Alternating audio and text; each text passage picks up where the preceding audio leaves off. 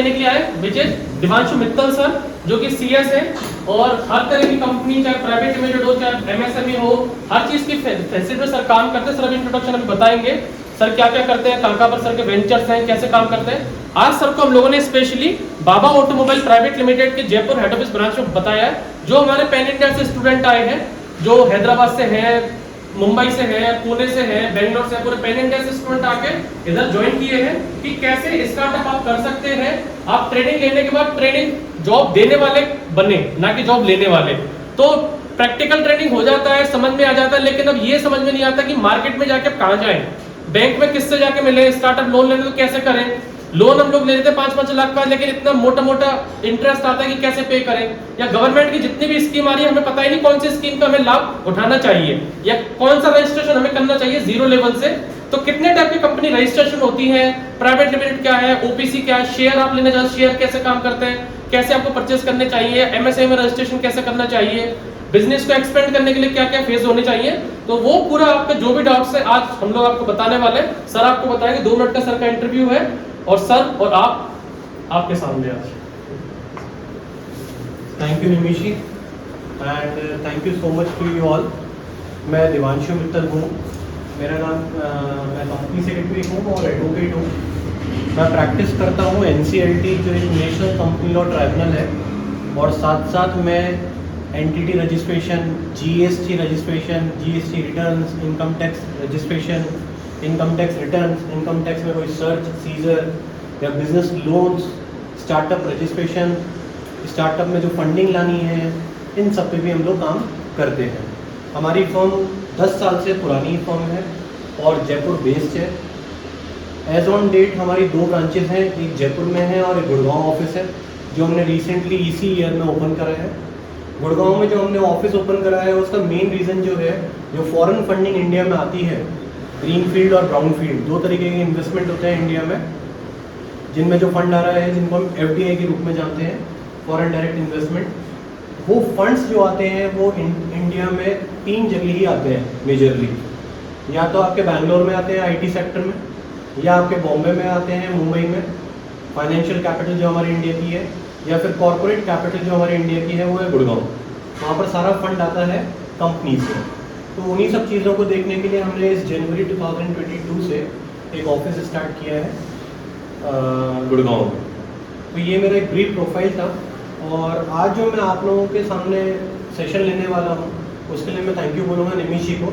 निमिशी से कहीं ना कहीं मैं 2016 और 15 से इनके साथ में है, जब ये आपकी कंपनी बाबा ऑटोमोबाइल प्राइवेट लिमिटेड जब ये इनकॉर्पोरेट हुई थी, उस टाइम से लेकर और आज तक हम लोग साथ में ही जुड़े हुए हैं। जब ये ऑफिस आए थे हमारे, या हम इनसे मिले थे, जब ये एक स्टार्टअप थे, और जिस बिल्डिंग में आज आप लोग यहाँ बैठे हैं, जिनमें 4 मंजिल या 5 फ्लोर या फिर 6 फ्लोर्स है, वो मंजिल पहले यहाँ पर सिर्फ एक ग्राउंड फ्लोर हुआ करता था। फ्रॉम वेरी दैट डे यहाँ पर मैं उनके साथ में जुड़ा हुआ हूँ। और पम्मी जी भी हैं जो पीछे बैठे हैं, उनको भी मैं 2016 से ही इनके साथ में वर्क कर रहे हैं।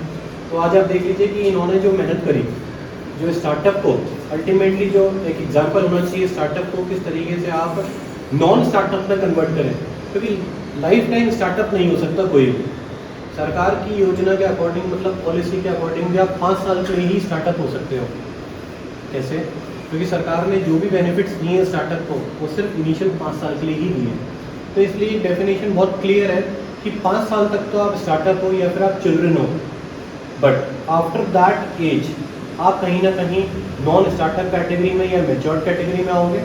जिस तरीके से एक बच्चा अडल्ट के रूप में कन्वर्ट होता है, वैसे ही एक स्टार्टअप कंपनी या तो 5 साल में जो मेहनत नहीं कर पाते, या जो अपने विजन और मिशन को डिस्क्राइब करे बिना और कोई मेहनत नहीं कर पाते, वो 5 साल से पहले ही क्या हो जाते हैं, खत्म। और जो मेहनत कर लेते हैं और जिनके विजन और मिशन क्लियर होते हैं लाइफ में, वो कहीं ना कहीं उन 5 साल के बैरियर्स और बेनिफिट्स को अवेल करने के बाद एक मैच्योर्ड कंपनी के रूप में आगे बढ़ते हैं। और उसके बाद जो उनकी जर्नी है वो एक डिफरेंट जर्नी होती है जो लॉन्ग टर्म है। तो अल्टीमेटली देखा जाए तो ये जो 5 साल का पीरियड होता है, ये एक ऐसा नर्चर पीरियड होता है जिसको अगर लोग प्रॉपर तरीके से निकाल लेते हैं तो वो इस एंटिटी से या इस पीरियड से लाइफ लॉन्ग अर्न कर सकते हैं। और एक रेपुटेशन और एक रिकॉग्निशन दोनों सोसाइटी में अचीव कर सकते हैं। ठीक है, तो आज का जो मेरा सेशन है बहुत इंटरेक्टिव रखने वाला हूँ मैं। यहाँ पर कोई पढ़ाई नहीं, कोई बुक्स की ज़रूरत नहीं है। जितना आपको समझना है पहले तो वो समझिएगा, उसके बाद लगता है कि मेरे को दोबारा से उस चीज़ को समझना है तो उस चीज़ को लिख लीजिएगा, राइट। उस सेशन के बाद में भी अगर आपकी कोई और क्वेरी होगी तो I am ready to solve that query. तो सेशन हम इंटरेक्टिव रखने वाले हैं। यहाँ पर मैं कोई भी लेक्चर लेने नहीं आया हूँ, मैं आप लोगों की जो प्रैक्टिकल आप लोगों के माइंड्स में जो भी थॉट्स हैं उन सब चीज़ों को क्लैरिफाई करने आया हूँ, राइट। क्योंकि यहाँ जितने भी फेसेस हैं सारे यंग फेसेस हैं, सारा फ्यूचर है, तो इसीलिए जो भी क्वेरी है वो आप पूछिएगा। मैं एक एक टॉपिक को लूँगा और एक एक टॉपिक के बाद हम इंटरेक्शन करते रहेंगे कि उस टॉपिक में आप लोगों की कोई क्वेरी हो तो हम उसको वहीं में रिजॉल्व करने की कोशिश करेंगे। और किसी को अगर कोई हेजिटेशन हो कि वो सेशन के बीच में क्वेरी नहीं कर पाए तो प्लीज़ टेंशन मत लीजिएगा, मैं आपको यहाँ आधे घंटे का बाद में भी टाइम देके आपकी वो क्वेरी भी रिजॉल्व कर दूंगा। बट मैं ये चाहूँगा कि आप अगर वो क्वेरी सबके सामने पूछेंगे तो आपके और मेरे साथ में बाकी जो यहाँ पर लोग बैठे हैं रेस्ट, उनको भी हो सकता है वो क्वेरी हो तो उनकी भी रिजॉल्व हो जाएगी। और अगर आप पर्सनल सेशन करेंगे तो हो सकता है वो क्वेरी आपकी ही रिजॉल्व हो, बाकियों की नहीं हो। तो कोई हेजिटेशन मत करिएगा क्वेश्चन को पूछने से पहले। क्वेश्चन गलत हो, सही हो, इररिलेवेंट हो, डजंट मैटर, राइट। तो हम स्टार्ट करते हैं बहुत छोटी सी चीज़ से। सबसे पहले कि स्टार्टअप होता क्या है एक्चुअली। इस वर्ड के अंदर दो पार्ट्स हैं इस वर्ड के, स्टार्ट और अप। स्टार्ट मतलब शुरुआत, और शुरुआत करके उसको अप करना, अप मतलब ग्रोथ लाना, राइट। यही इस पूरे एक सिंगल वर्ड के मोटिव है, दो मोटिव। स्टार्ट करो, इस लेवल से स्टार्ट करो कि आपका एक्सेलरेशन 0 to 100 पहुंचे। आप सब ऑटोमोबाइल वाले सेक्टर से बिलोंग करते हैं तो मैं थोड़ा सा कोशिश करूंगा कि उसको ऑटोमोबाइल पार्ट में ही तरीके से हम डिस्क्राइब करें। जिस तरीके से फर्स्ट गियर लगाने के बाद गाड़ी में एक्सेलरेशन जितनी पावर से दिया जाता है तो कार का पिकअप उतना ही एक्सेलरेट होके आगे बढ़ता है, राइट। तो इसी तरीके से बिजनेस भी यही है।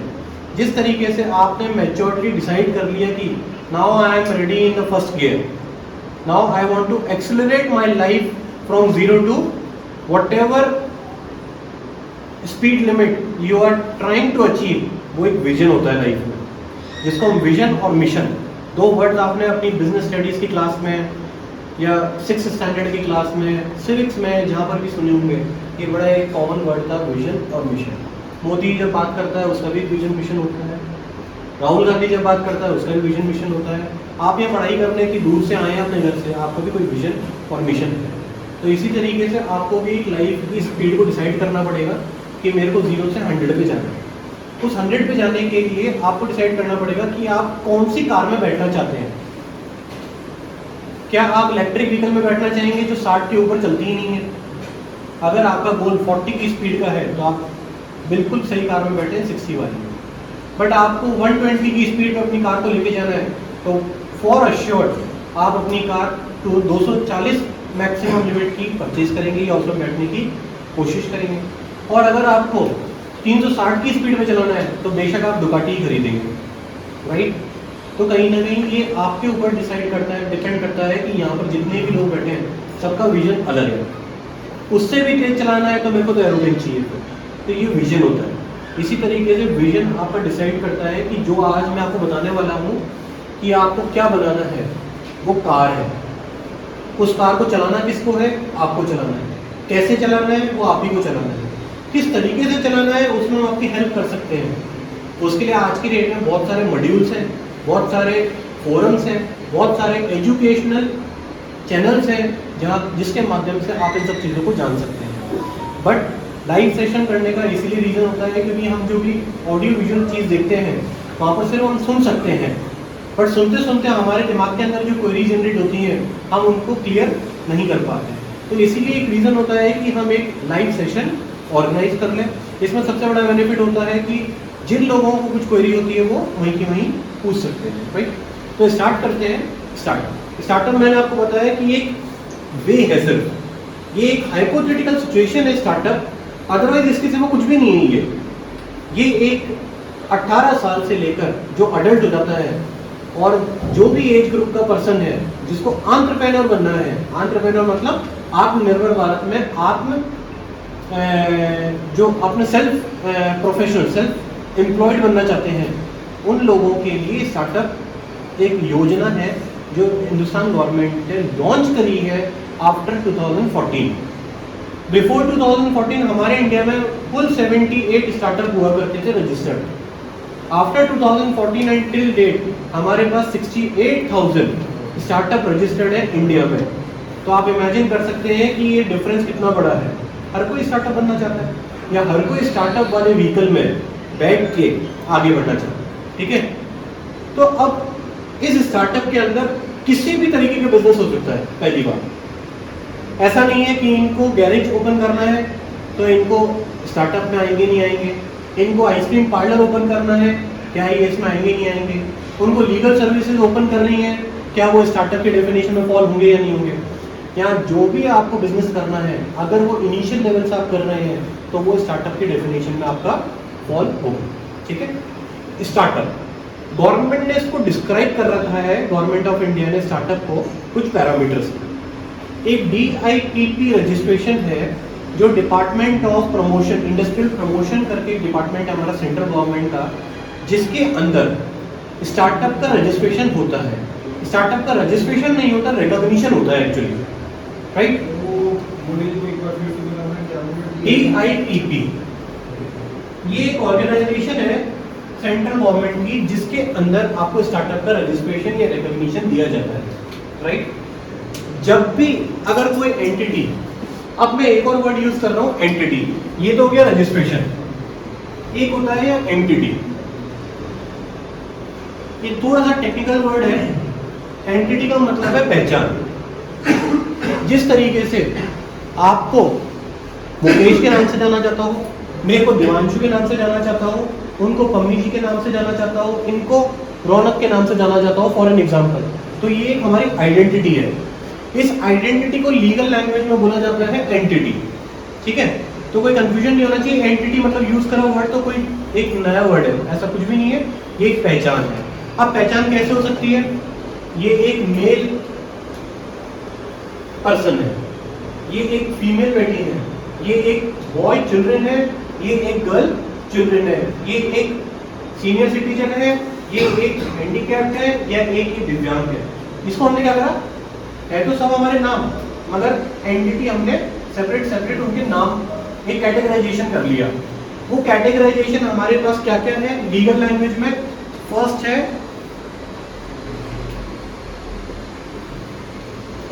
सोल प्रोप्राइटरशिप, इसके बारे में बहुत लोगों ने सुना होगा। अगर आप थोड़ा सा अपने पीछे फैमिली में जाएंगे तो या तो आप लोगों के फादर किसी एम्प्लॉयमेंट में होंगे या तो गवर्नमेंट या प्राइवेट, या फिर आप लोगों के फादर कोई ऐसा व्यवसाय कर रहे होंगे जो एक स्मॉल लेवल पे होगा या एक खुद का उनका स्टार्ट करा हुआ होगा। तो वो बोलते हैं, कहीं ना कहीं आपने सुना होगा कि मैं एक प्रोप्राइटर हूँ। प्रोप्राइटर किसका हूँ, खुद की फर्म का। तो सोल मतलब क्या होता है इंग्लिश में, अकेला। प्रोप्राइटर मतलब मालिक। जिस एंटिटी का एक अकेला मालिक हो उसको हम क्या कहते हैं, सोल प्रोप्राइटर, जिसमें वो खुद ही तो पैसा लाता है, खुद ही ऑफिस जाता है, खुद ही मार्केटिंग करता है, खुद ही सेल्स करता है, खुद ही अकाउंट्स बनाता है, खुद ही प्रॉफिट करता है और खुद ही रॉ मटेरियल परचेज करके लाके और खुद ही लास्ट में प्रॉफिट कैलकुलेट करता है। जिसका मतलब वो एक सोल प्रोप्राइटर ही सारे काम कर रहा है। तो उस एंटिटी को हम क्या कहते हैं, सोल प्रोप्राइटरशिप, ठीक है। ये एंटिटी के टाइप्स हैं। दूसरा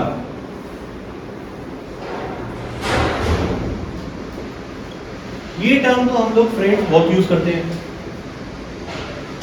चलो आज मूवी देखने चलते हैं, मूवी देखने चलते हैं, जो खर्चा होगा हम क्या करेंगे, आप सही में डिवाइड करेंगे। मतलब हम एक पार्टनरशिप कर लेते हैं टेम्परेरी कि हम लोग चलेंगे, 100 रुपए का खर्चा करेंगे, 50-50 रुपए दोनों बियर करेंगे। या 4 जने हम लोग इकट्ठे हुए, हम 100 रुपए खर्च करेंगे और 25-25 रुपए डिवाइड करेंगे। मतलब आपने एक ऑर्गेनाइजेशन बना ली जिसको एसोसिएशन ऑफ पर्सन कहते हैं, कि बहुत सारे लोग एसोसिएट हुए और एक पर्टिकुलर विजन के लिए और एक मिशन के लिए, उसको हम क्या कहते हैं, पार्टनरशिप। मतलब इसकी भी डेफिनेशन बहुत सिंपल है। जब एक से ज्यादा लोग, एक से ज्यादा, एक तो होगा नहीं, एक होगा तो कभी पार्टनरशिप नहीं होगी, वो प्रोप्राइटरशिप होगी। एक से ज्यादा लोग जब भी किसी व्यवसाय को करने के लिए, अब मैं यहाँ पर एक वर्ड यूज कर रहा हूँ, व्यवसाय मतलब बिजनेस या स्टार्टअप या कोई भी रिसर्च को करने के लिए एक से ज्यादा लोग इकट्ठे हो जाएंगे तो हम उसको नाम दे देंगे पार्टनरशिप दे देंगे। ठीक है, अभी पार्टनरशिप कई सारे तरीके की हो सकती है, इस पार्टनरशिप में बहुत सारे वेरिएंट हो सकते हैं, बट हमारे को उनको समझने की आवश्यकता नहीं है। हमारे लिए इतना बहुत काफी है कि पार्टनरशिप भी एक तरीके की एंटिटी होती है। इन दोनों एंटिटी को हमारे इंडिया में नाम दिया गया है अनरजिस्टर्ड। अब आप कहोगे सर ये अनरजिस्टर्ड क्या है? सरकार ने दो टाइप की कैटेगरी बना रखी है, एक रजिस्टर्ड कैटेगरी ऑफ एंटिटी और एक अनरजिस्टर्ड कैटेगरी। ये कहीं ना कहीं कंसेप्ट रजिस्टर्ड और अनरजिस्टर्ड का कहीं ना कहीं ब्रिटिशर्स का लाया हुआ है इंडिया में, और आज भी इंडिया में कई सारे ऐसे लॉ हैं जो कहीं ना कहीं ब्रिटिशर्स के जमाने से चलते हुए आ रहे हैं और हम लोग उन्हीं के अकॉर्डिंग जी रहे हैं। तो ये जो वर्ड है अनरजिस्टर्ड, आज की डेट में प्रैक्टिकली कहीं भी एग्जिस्ट नहीं करता, क्योंकि अगर आपने एमएसएमई का रजिस्ट्रेशन ले लिया, मतलब एमएसएमई मतलब micro small medium enterprise, MSME, अगर आपने वो ले लिया that means you are registered entity. तो ये अनरजिस्टर्ड क्यों है? ये एक हाइपोथेटिकल चीज है जो बहुत कहीं ना कहीं समय के साथ साथ बदल तो गई है मगर चेंज नहीं हुई है, बट ये अनरजिस्टर्ड कहलाती है इंडिया में, जबकि ये रजिस्टर्ड होती है, ये रजिस्ट्रार ऑफ फर्म्स के पास रजिस्टर्ड होती है और ये कहीं ना कहीं जीएसटी डिपार्टमेंट या किसी और उद्यम रजिस्ट्रेशन के नाम से रजिस्टर्ड होती है, तो मगर इसको बोला जाता है अनरजिस्टर्ड। इंडिया में थर्ड नंबर की जो रजिस्टर्ड एंटिटी है वो है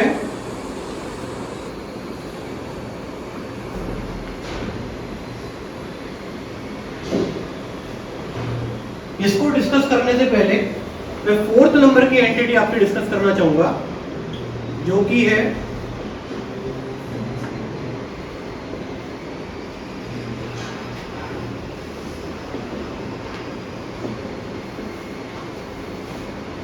fourth private limited.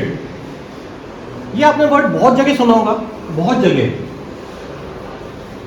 One communication private limited Paytm, Nimish Baba automobile private limited, और भी कई जगह आपने ये प्राइवेट लिमिटेड वर्ड सुना होगा। एक साथ में पब्लिक लिमिटेड वर्ड भी सुना होगा, जो फिफ्थ नंबर का वर्ड है।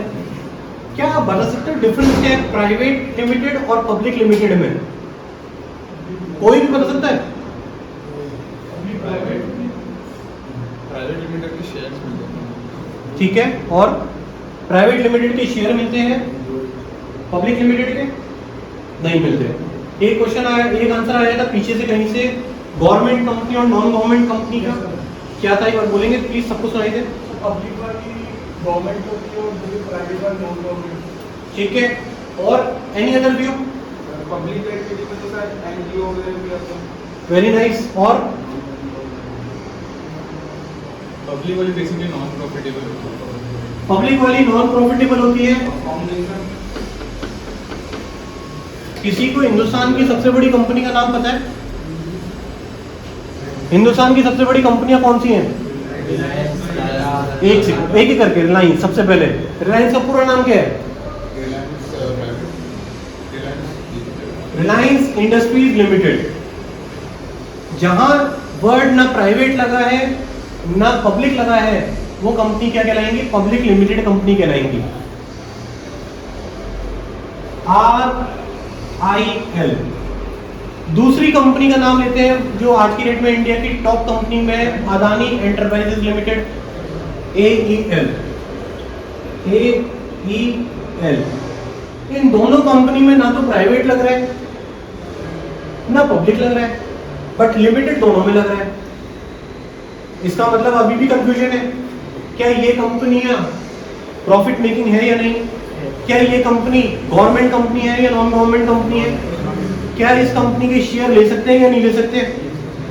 ले सकते हैं। तो इसका मतलब जो इन्होंने कहा कि प्राइवेट लिमिटेड कंपनी के तो शेयर ले सकते हो, पब्लिक के नहीं ले सकते, तो इसका मतलब हम पब्लिक हो चाहे प्राइवेट हो, हम दोनों कंपनियों के शेयर ले सकते हैं। पहला क्वेश्चन का आंसर, ये शेयर क्या होते हैं? अब हमको ये तो समझ आ गया सस्पेंशन, मगर सस्पेंशन होता क्या है? इसी तरीके से शेयर, शेयर तो पता है शेयर क्या होते हैं, मगर होते क्या है शेयर? एक्चुअली क्या होता है share?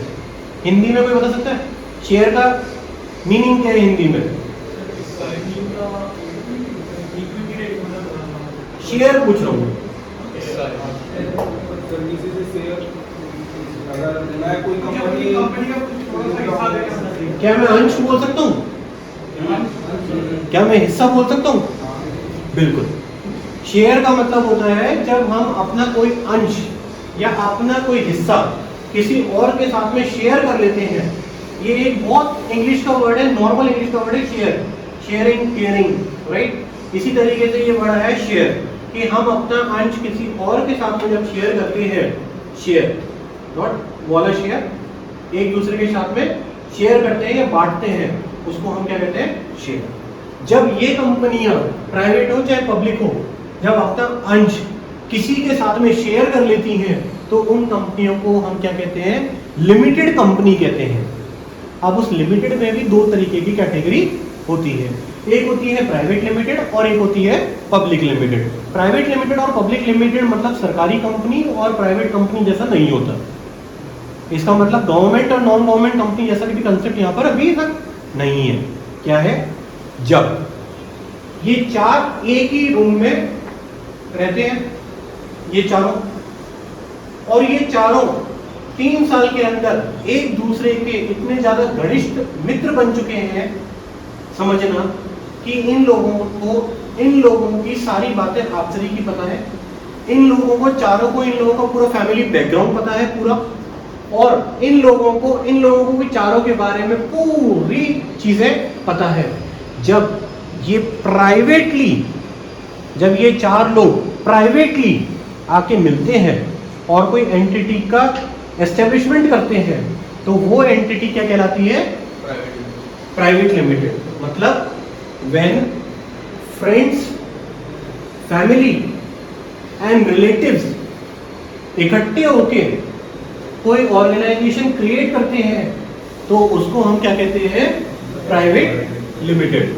For an example, Baba automobile private limited, यहाँ पर close friends, relatives, blood relatives या relatives other than blood relative मिलके जब इस कंपनी को बनाया होगा, इसीलिए इसके आगे क्या लगा हुआ है?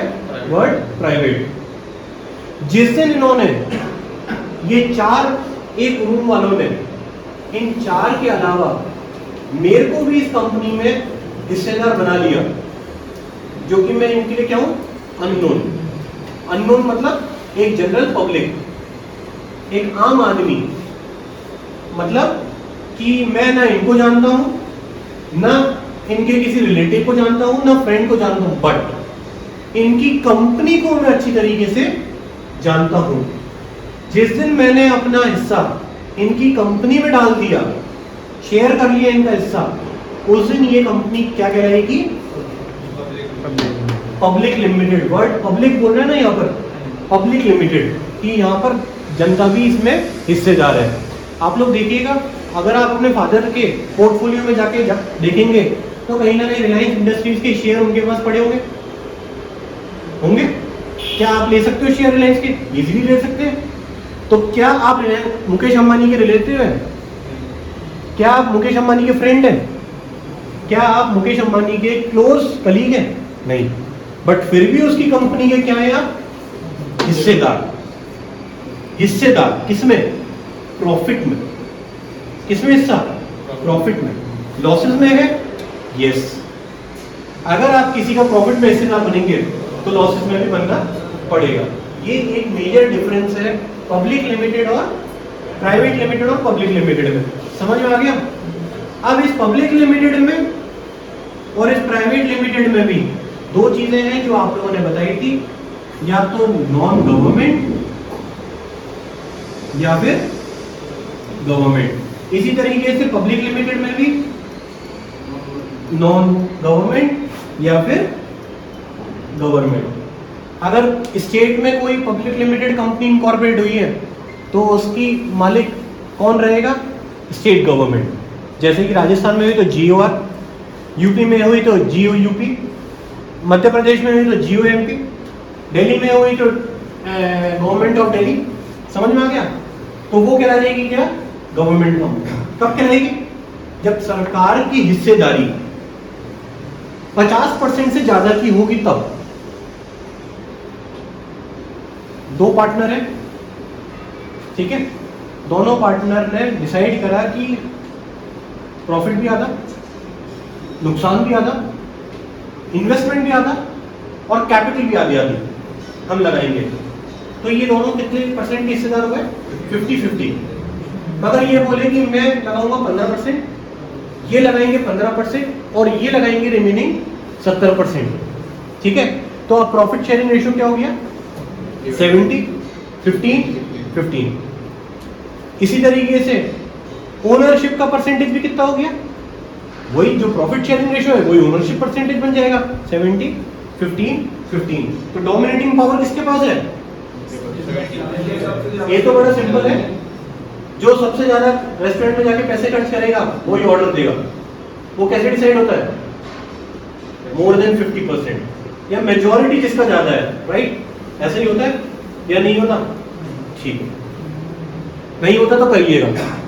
ठीक है, अब आप दूसरे एक वर्ल्ड में एंटर हो रहे हैं जो किड से अडल्ट में या फिर एक स्टूडेंट से स्टार्टअप में। ठीक है, तो ये चीजें हैं जो आपको डिसाइड करनी होती है। अब आपको बनानी क्या है? एक और कंसेप्ट OPC, ये बड़ा नया कंसेप्ट है इंडिया में। ये क्या है? OPC, मैंने उसकी फुल फॉर्म भी लिखी है, वन पर्सन कंपनी। मेरे हिसाब से ये नाम ही बहुत है आप लोगों को समझाने के लिए कि ये क्या है।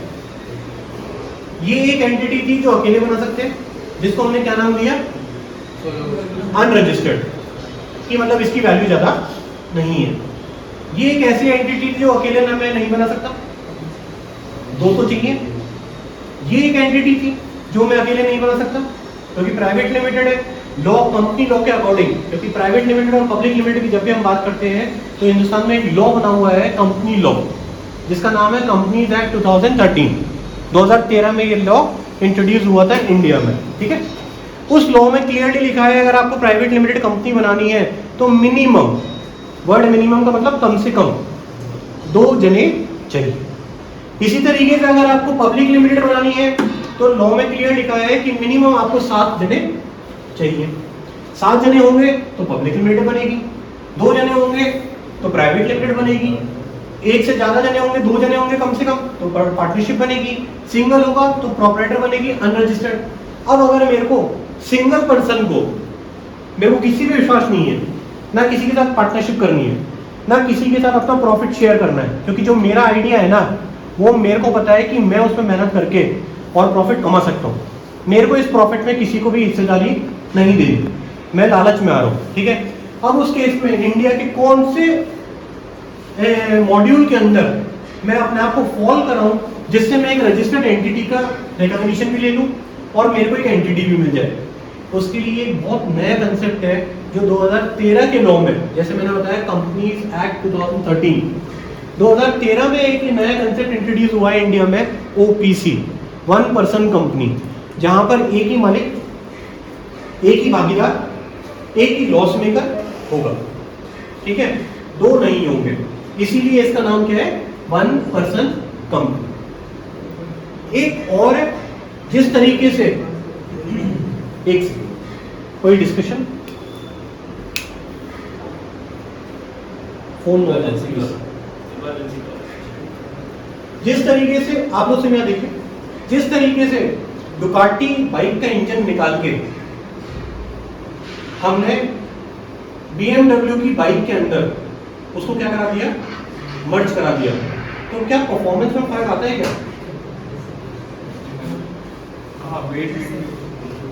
क्या परफॉर्मेंस में फर्क आता है? आता है। क्या एक इलेक्ट्रिक गाड़ी और एक पेट्रोल गाड़ी के इंजन को कंबाइंड कर दें और एक ही मशीनरी के साथ में उसको क्या कर दें? कैलिब्रेट कर दें, तो उसको क्या कहा जाता है? बस मैं यही सुनना चाहता था, हाइब्रिड। ये जो चीजें होती है हाइब्रिड, हिंदुस्तान में एक और ऐसा लॉ निकला है या टाइप ऑफ एंटिटी है जिसको हाइब्रिड मॉडल कहा जाता है ऑटोमोबाइल की लैंग्वेज में, जो है LLP।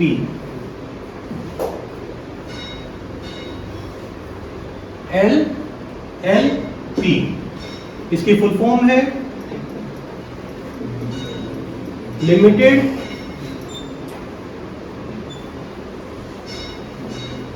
लायबिलिटी, मैं बोल दूंगा, LLP लिमिटेड लायबिलिटी पार्टनरशिप। आप इस वर्ड को देखो, तीनों को अगर ब्रेक करके देखोगे तो कहीं ना कहीं ऊपर की ये जो मैंने 5 लिखी हैं इन्हीं में से मिलके बना है। वर्ड लिमिटेड कहां से आया? यहां से। वर्ड लायबिलिटी कहां से आया? ये अनरजिस्टर्ड है, तो यहां पर जो मालिक है उसकी liability n number of time है। और यहाँ जो ये प्राइवेट लिमिटेड है, लिमिटेड मतलब limited to the extent of, किस चीज की लिमिटेशन? लायबिलिटी। कि मैंने अगर 100 रुपए की लायबिलिटी कंपनी में अपनी नियुक्त करी तो कंपनी को 1 करोड़ का घाटा लग जाए, बट मेरे को कितने दे रहे हैं? 100 रुपए। मतलब मैंने अपनी लायबिलिटी को लिमिटेड एक्सटेंट तक कर ली, इसके ऊपर मेरे को 1 रुपए भी नहीं देते। ठीक है, तो लायबिलिटी को भी हमने क्या कर लिया? यहाँ पर यहां से लिया है। और ये वर्ड कहां से था? पार्टनरशिप, अनरजिस्टर्ड से। तो देखा जाए तो हमारे पास एक और टाइप ऑफ एंटिटी आ गई जो रजिस्टर्ड एंटिटी है बट हाइब्रिड वर्जन है। किसका? पार्टनरशिप का और प्राइवेट लिमिटेड। 2 तरीके के इंजन को हमने एक स्ट्रक्चर में डाला और उससे एक नया एंटिटी जनरेट करी जिसको हमने हाइब्रिड वर्जन कहा, जिसका नया नाम है लिमिटेड लायबिलिटी पार्टनरशिप। जिस तरीके से मैं एक एडवोकेट हूँ, प्रोफेशनल हूँ और कंपनी सेक्रेटरी हूँ, हम लोगों के लिए काम करने के लिए ये सबसे बेस्ट टूल होता है लिमिटेड लायबिलिटी पार्टनरशिप काम करने के लिए। इसी तरीके से इसी को मद्देनजर रखते हुए हमने भी अपनी एक LLP इनकॉर्पोरेट कर रखी है जिसका नाम है समीधा एडवाइजर्स LLP। नाम के आगे क्या लग गया? LLP, जिससे आप लोगों को आइडेंटिफाई करने में तकलीफ नहीं हो कि ये है क्या। क्या आप समझ में आ जाएगा बाबा ऑटोमोबाइल प्राइवेट लिमिटेड क्या है? क्या आप समझ में आ जाएगा रिलायंस इंडस्ट्रीज लिमिटेड क्या है? क्या आप समझ में आ जाएगा समीधा एडवाइजर्स LLP क्या है? क्या अब समझ में आ सकता है सोहन लाल क्या है? सोहन लाल एंड सन्स क्या है? सबके घर के नजदीक में एक परचूने वाले की दुकान तो ऐसी होगी जहां पर Sohan Lal and sons, Sohan Lal and brothers या इस तरीके का नाम लिखा होगा। तो क्या होगी वो? हम कहीं ना कहीं ये आइडेंटिफाई कर सकते हैं गैस कि सोहन लाल है तो प्रोप्राइटर है, सोहन लाल एंड सन्स है तो क्या होगी? क्यों सन्स आ गए तो मतलब एक से ज्यादा आदमी एंटिटी में है। सोहन लाल एंड ब्रदर्स है तो क्या है? प्राइवेट नहीं, पार्टनरशिप। अगर प्राइवेट लिमिटेड होगी तो Sohan Lal brothers private limited. तो प्राइवेट लिमिटेड आपको बताएगा कि ये एक स्ट्रक्चर है। ये मैंने क्यों बताया है? क्योंकि जब भी आप स्टार्टअप की बात करेंगे कि मेरे को स्टार्टअप करना है या मेरे को स्टार्टअप बनना है, तो आप स्टार्टअप के सिर्फ एक क्या होंगे? एक ड्राइवर होंगे। बट उस चीज को अचीव करने के लिए आपको एक कार या एक व्हीकल चाहिएगा जिसको लीगल लैंग्वेज में क्या कहा जाएगा? एंटिटी। उस एंटिटी के अंदर आपको बैठना पड़ेगा और उसको ड्राइव करना पड़ेगा, जब जाके आप स्टार्टअप को सक्सेसफुल या नॉन सक्सेसफुल कैटेगरी में लाने की कोशिश कर पाएंगे। तो एंटिटी क्या है? व्हीकल है। स्टार्टअप क्या है? विजन है। और आप लोग क्या है? Entrepreneur, driver. उस व्हीकल को चलाने वाले, वाला ड्राइवर नहीं, मतलब जो ड्राइव करता है पर्सन व्हीकल को, उसको हम क्या कहते हैं? ड्राइवर कहते हैं। चाहे से वो आप खुद की कार चलाएं या किसी फ्रेंड की कार चलाएं या प्राइवेट कार चलाएं, राइट? वो क्या कहते हैं? ड्राइवर। तो इसी तरीके से स्टार्टअप में भी आपको ये कंसेप्ट ध्यान रखना पड़ेगा। Entity means a vehicle, startup means a vision. मेरा लक्ष्य क्या है या मेरा आइडिया क्या है? किस रोड पे जाना है, किस NH पे जाना है, या लद्दाख जाना है या कन्याकुमारी जाना है, वो आपका क्या है? Vision, startup. और आप कौन है? Entrepreneur, driver.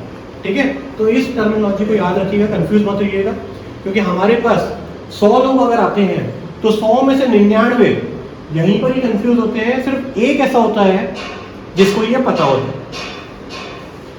उसको भी पता कैसे होता है? क्योंकि उसके करिकुलम में कहीं ना कहीं वो चैप्टर होता है और ये चैप्टर आफ्टर 12th आता है। तो मैं आप लोगों से कभी भी एक्सपेक्ट नहीं करूंगा कि आप लोगों को ये सब पता हो, बट बेसिक जानकारी आप लोगों को सबको इसकी होनी चाहिए, ठीक है। अब मैं हटा दूं इसको। Sir, what is DIPP? एक सेकंड। एक एंटिटी से दूसरे एंटिटी में कन्वर्जन के लिए क्या वेरी नाइस।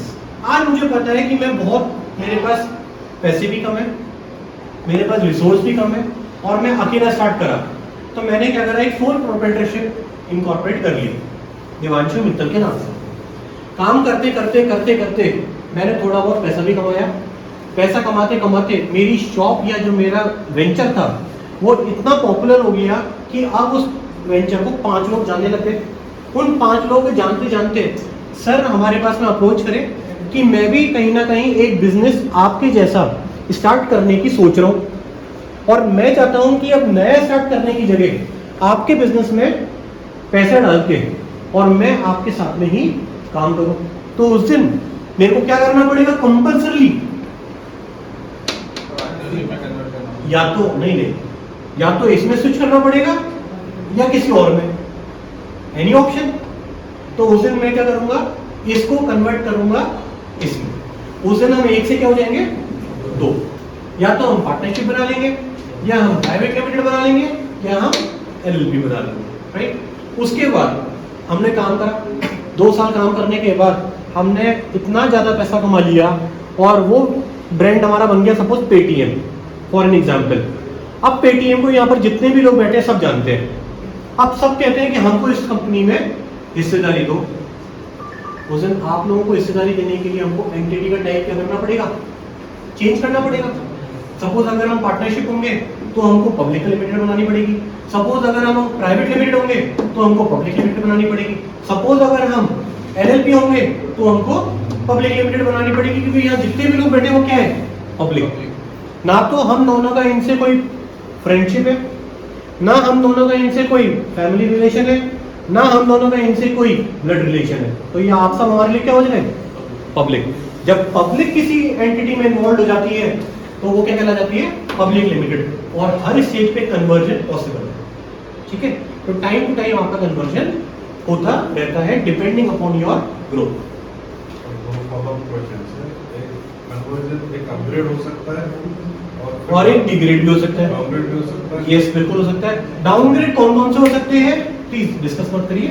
सपोज सबसे बड़ी एंटिटी पब्लिक लिमिटेड आ रही है, इसके ऊपर कोई एंटिटी नहीं है, कोई हमारे मॉड्यूल के अंदर कोई ऐसा आप चैप्टर नहीं बचा कि आप पब्लिक लिमिटेड के ऊपर भी कुछ बना सकते हो। तो हमने पब्लिक लिमिटेड कर ली, अब हमारे को लॉसेस लग गए। लॉसेस लगने के बाद अब हम चाहते हैं कि एक्सपेंसेस कम करें और जो पब्लिक हमारे अंदर है इसको वो क्विट कर रही है डे बाई डे। अल्टीमेटली हम कितने बच गए, 2 जने।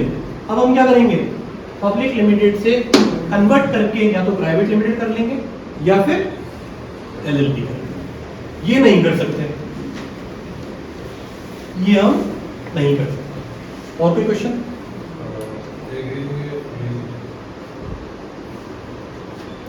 अब एक और टॉपिक, क्योंकि ये जो डिस्कशन किया था इसमें एक वर्ड यूज करा गया था जिसको मैं यही क्लियर कर देता हूँ, प्लीज मिक्स मत करिएगा इसलिए।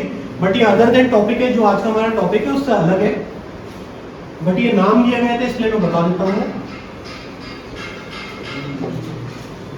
एनजीओ क्या होती है full form? Non government organisation. Very nice. Non government organisation मतलब गवर्नमेंट जिसमें भागीदार नहीं हो। क्या करती है एनजीओ?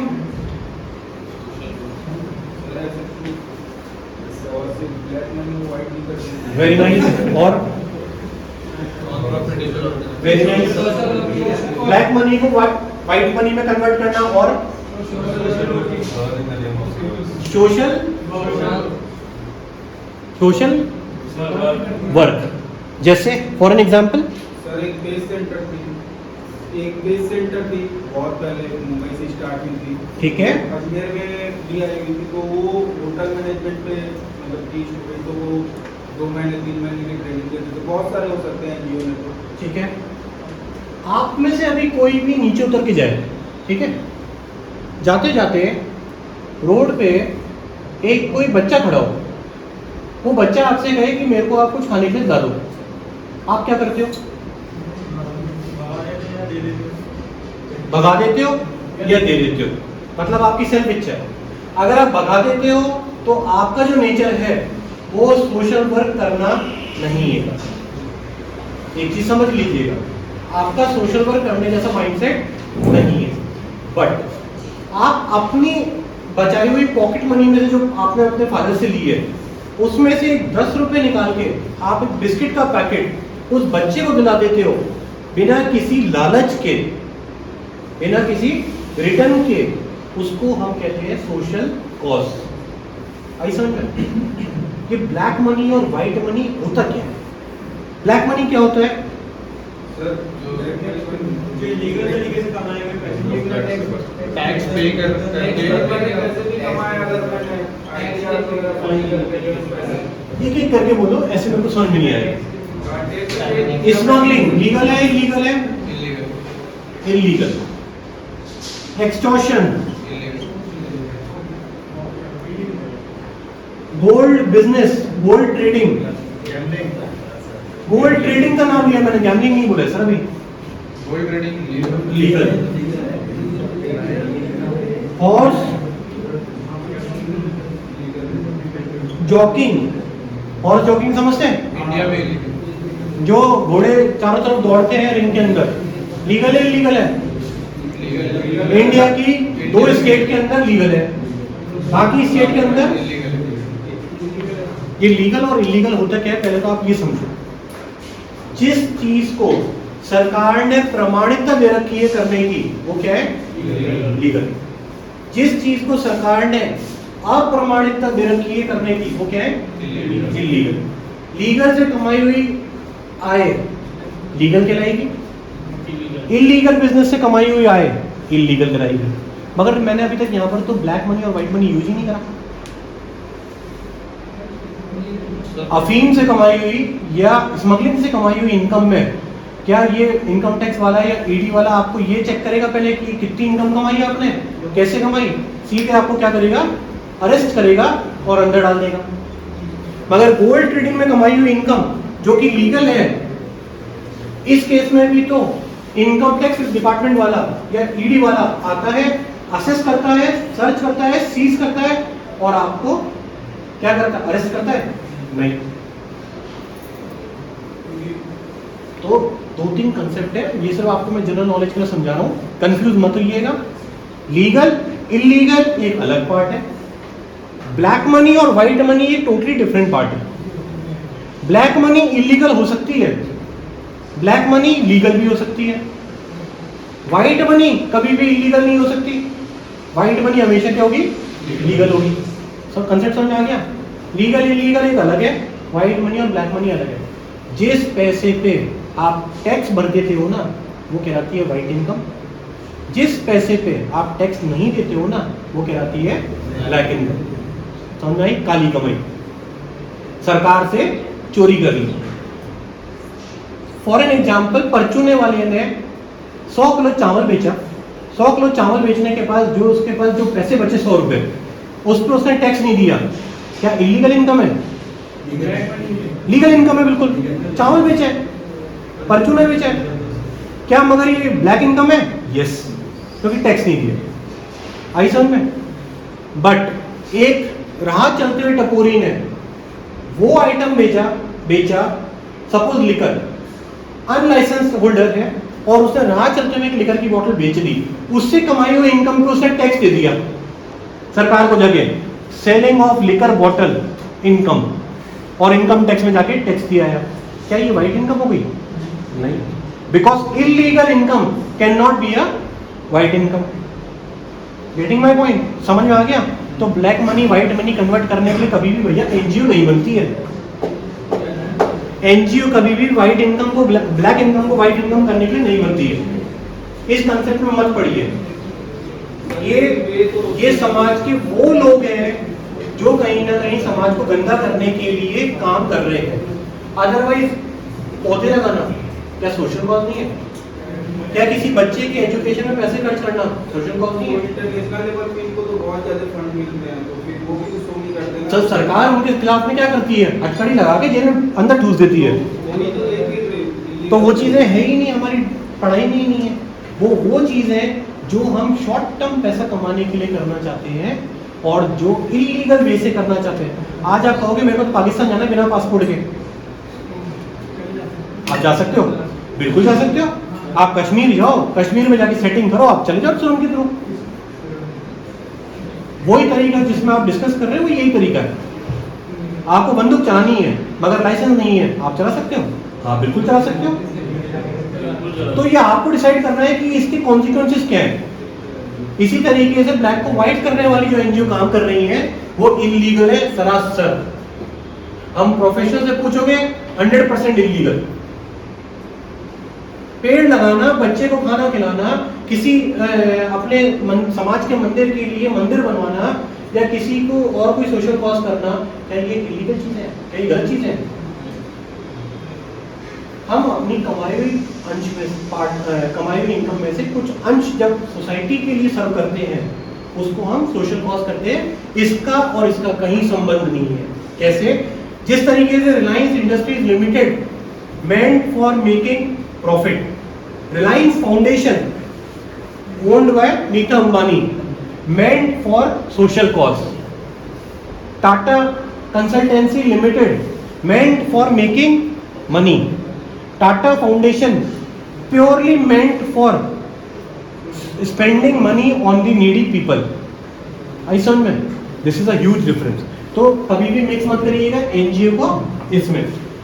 और एक चीज और, या तो भविष्य में जब ज्यादा पैसा कमा लेंगे जब करेंगे इसको करने के बाद ये, बट मेरी राय ये है जितना कमाए उसमें से थोड़ा थोड़ा यहाँ पर भी करते रहे साइमल्टेनियसली, ब्लैक को व्हाइट करने के लिए नहीं, सोशल कॉज करो। बच्चे को भगाओ मत, बच्चे को खिला दो, ठीक है? चलिए आगे बढ़ते हैं। Yes please. Sir casino licence नहीं है हमारे इंडिया में, हमारे इंडिया की टेरिटरी में कसिनो नहीं बन सकता। इसीलिए गोवा के अंदर एक आइलैंड है जो इंडियन टेरिटरी की बाउंड्री में नहीं आ रहा, उसके अंदर कसिनो इनकॉर्पोरेट हुआ है एक्सेप्शनल लाइसेंस देके। उसकी इनकम वहीं अर्न होती है और वहीं पर ही टैक्स लग के इंडिया में आती है और फिर उसमें दोबारा टैक्स लगता है, डुअल टैक्स लगता है। एक तो वहीं टैक्स लग जाता है, एक यहाँ लगता है।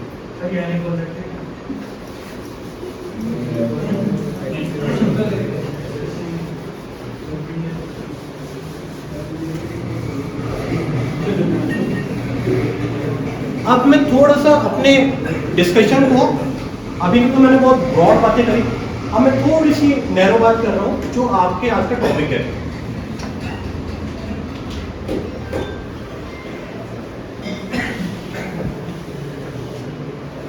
देखिए मैं आप लोग एक ऐसी एज में है जहां पर आपको ऐसी ऐसी अपॉर्चुनिटी मिलेंगी कि you can earn a easy money, you can earn a easy money. It is very simple to incline towards a easy money. समझ रहे हो?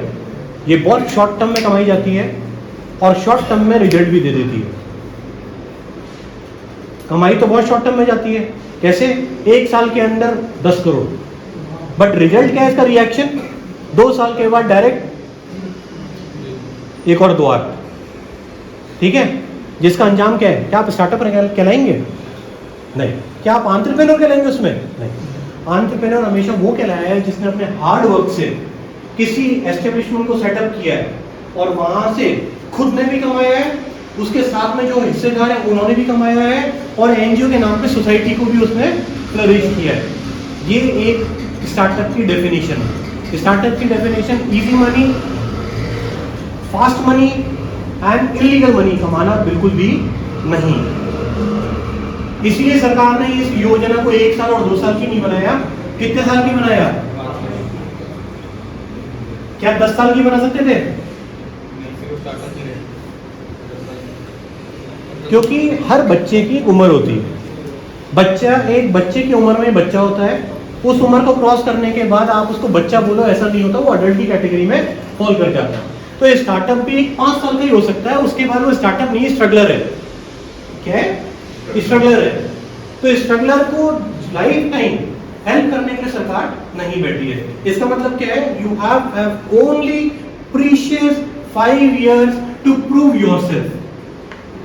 5 साल में अपने आप को प्रूव करो और सरकार की योजनाओं का बेनिफिट लो। पहला,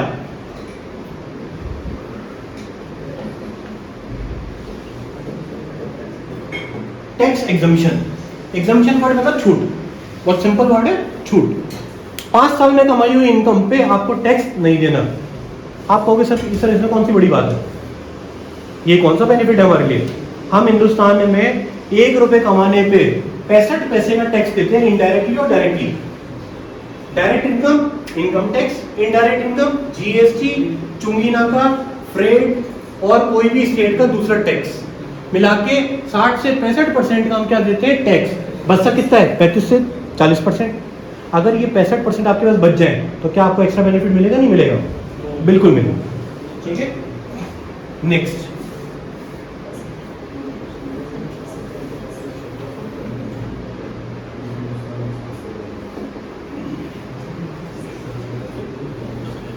आज जिस सेंटर में आप बैठे वो क्या है? आज जिस सेंटर में आप बैठे क्या है? Training centre, incubation centre, vocationalisation centre, जहां आपकी स्किल्स को, अनस्किल्ड को आपको स्किल्ड में कन्वर्ट करा जा रहा है, जहां आपकी बेसिक थ्योरेटिकल नॉलेज को प्रैक्टिकल नॉलेज में कन्वर्ट करा जा रहा है। इसी तरीके से सरकार ने कुछ इंक्यूबेशन सेंटर्स बना रखे हैं स्टार्टअप को टीच करने के लिए, ट्रेन करने के लिए और अवेयरनेस करने के लिए, राइट? तो स्टार्टअप चाहे तो रजिस्टर्ड होने के बाद कहां पर? रजिस्टर्ड होने के बाद कहां पर अपने आप को इनरोल कर सकते हैं या कहां से अपना बेनिफिट ले सकते हैं चीजों का? इस इंक्यूबेशन सेंटर में हिंदुस्तान के और वर्ल्ड के बहुत सारे स्टार्टअप्स आते हैं। प्लीज आप लोग ग्रुप डिस्कशन मत करिए, अगर आप लोगों के लिए रेलेवेंट नहीं है तो प्लीज मैं कहूँगा कि या तो सुन लीजिए या प्लीज दूसरों को सुन लीजिए प्लीज, क्योंकि हो सकता है कि आपके काम की नहीं हो बट दूसरे के काम की हो, या हो सकता है कि भविष्य में आपके काम की बन जाए। तो इंक्यूबेशन सेंटर क्या होते हैं? जब फॉरेन से या किसी दूसरी लोकेशन से, दूसरी स्टेट से स्टार्टअप एक जगह पे आते हैं, गेट टुगेदर करते हैं, मीट करते हैं, अपने आइडियाज को शेयर करते हैं और डिस्कस करते हैं, तो वहां से आप लोगों की क्या होती है? Growth, right? जिस तरीके से आप बाहर से आया, हो सकता है कुछ लोगों के लिए इररिलेवेंट हो बट कुछ लोगों के लिए बहुत ज्यादा रेलिवेंट हो और वो लर्न करें। ऐसे ही मेरे लिए अगर मैं वहां से आया हूं तो आप लोगों से इंटरेक्ट करने के बाद मैं यहाँ से कुछ सीख के या लर्न करके या कुछ लेके जाऊं, राइट? इसीलिए ये गैदरिंग्स, इंक्यूबेशन सेंटर्स का बेनिफिट आप लोगों को दिया गया है स्टार्टअप के रजिस्ट्रेशन के अंतर्गत। दूसरा सबसे बड़ा बेनिफिट,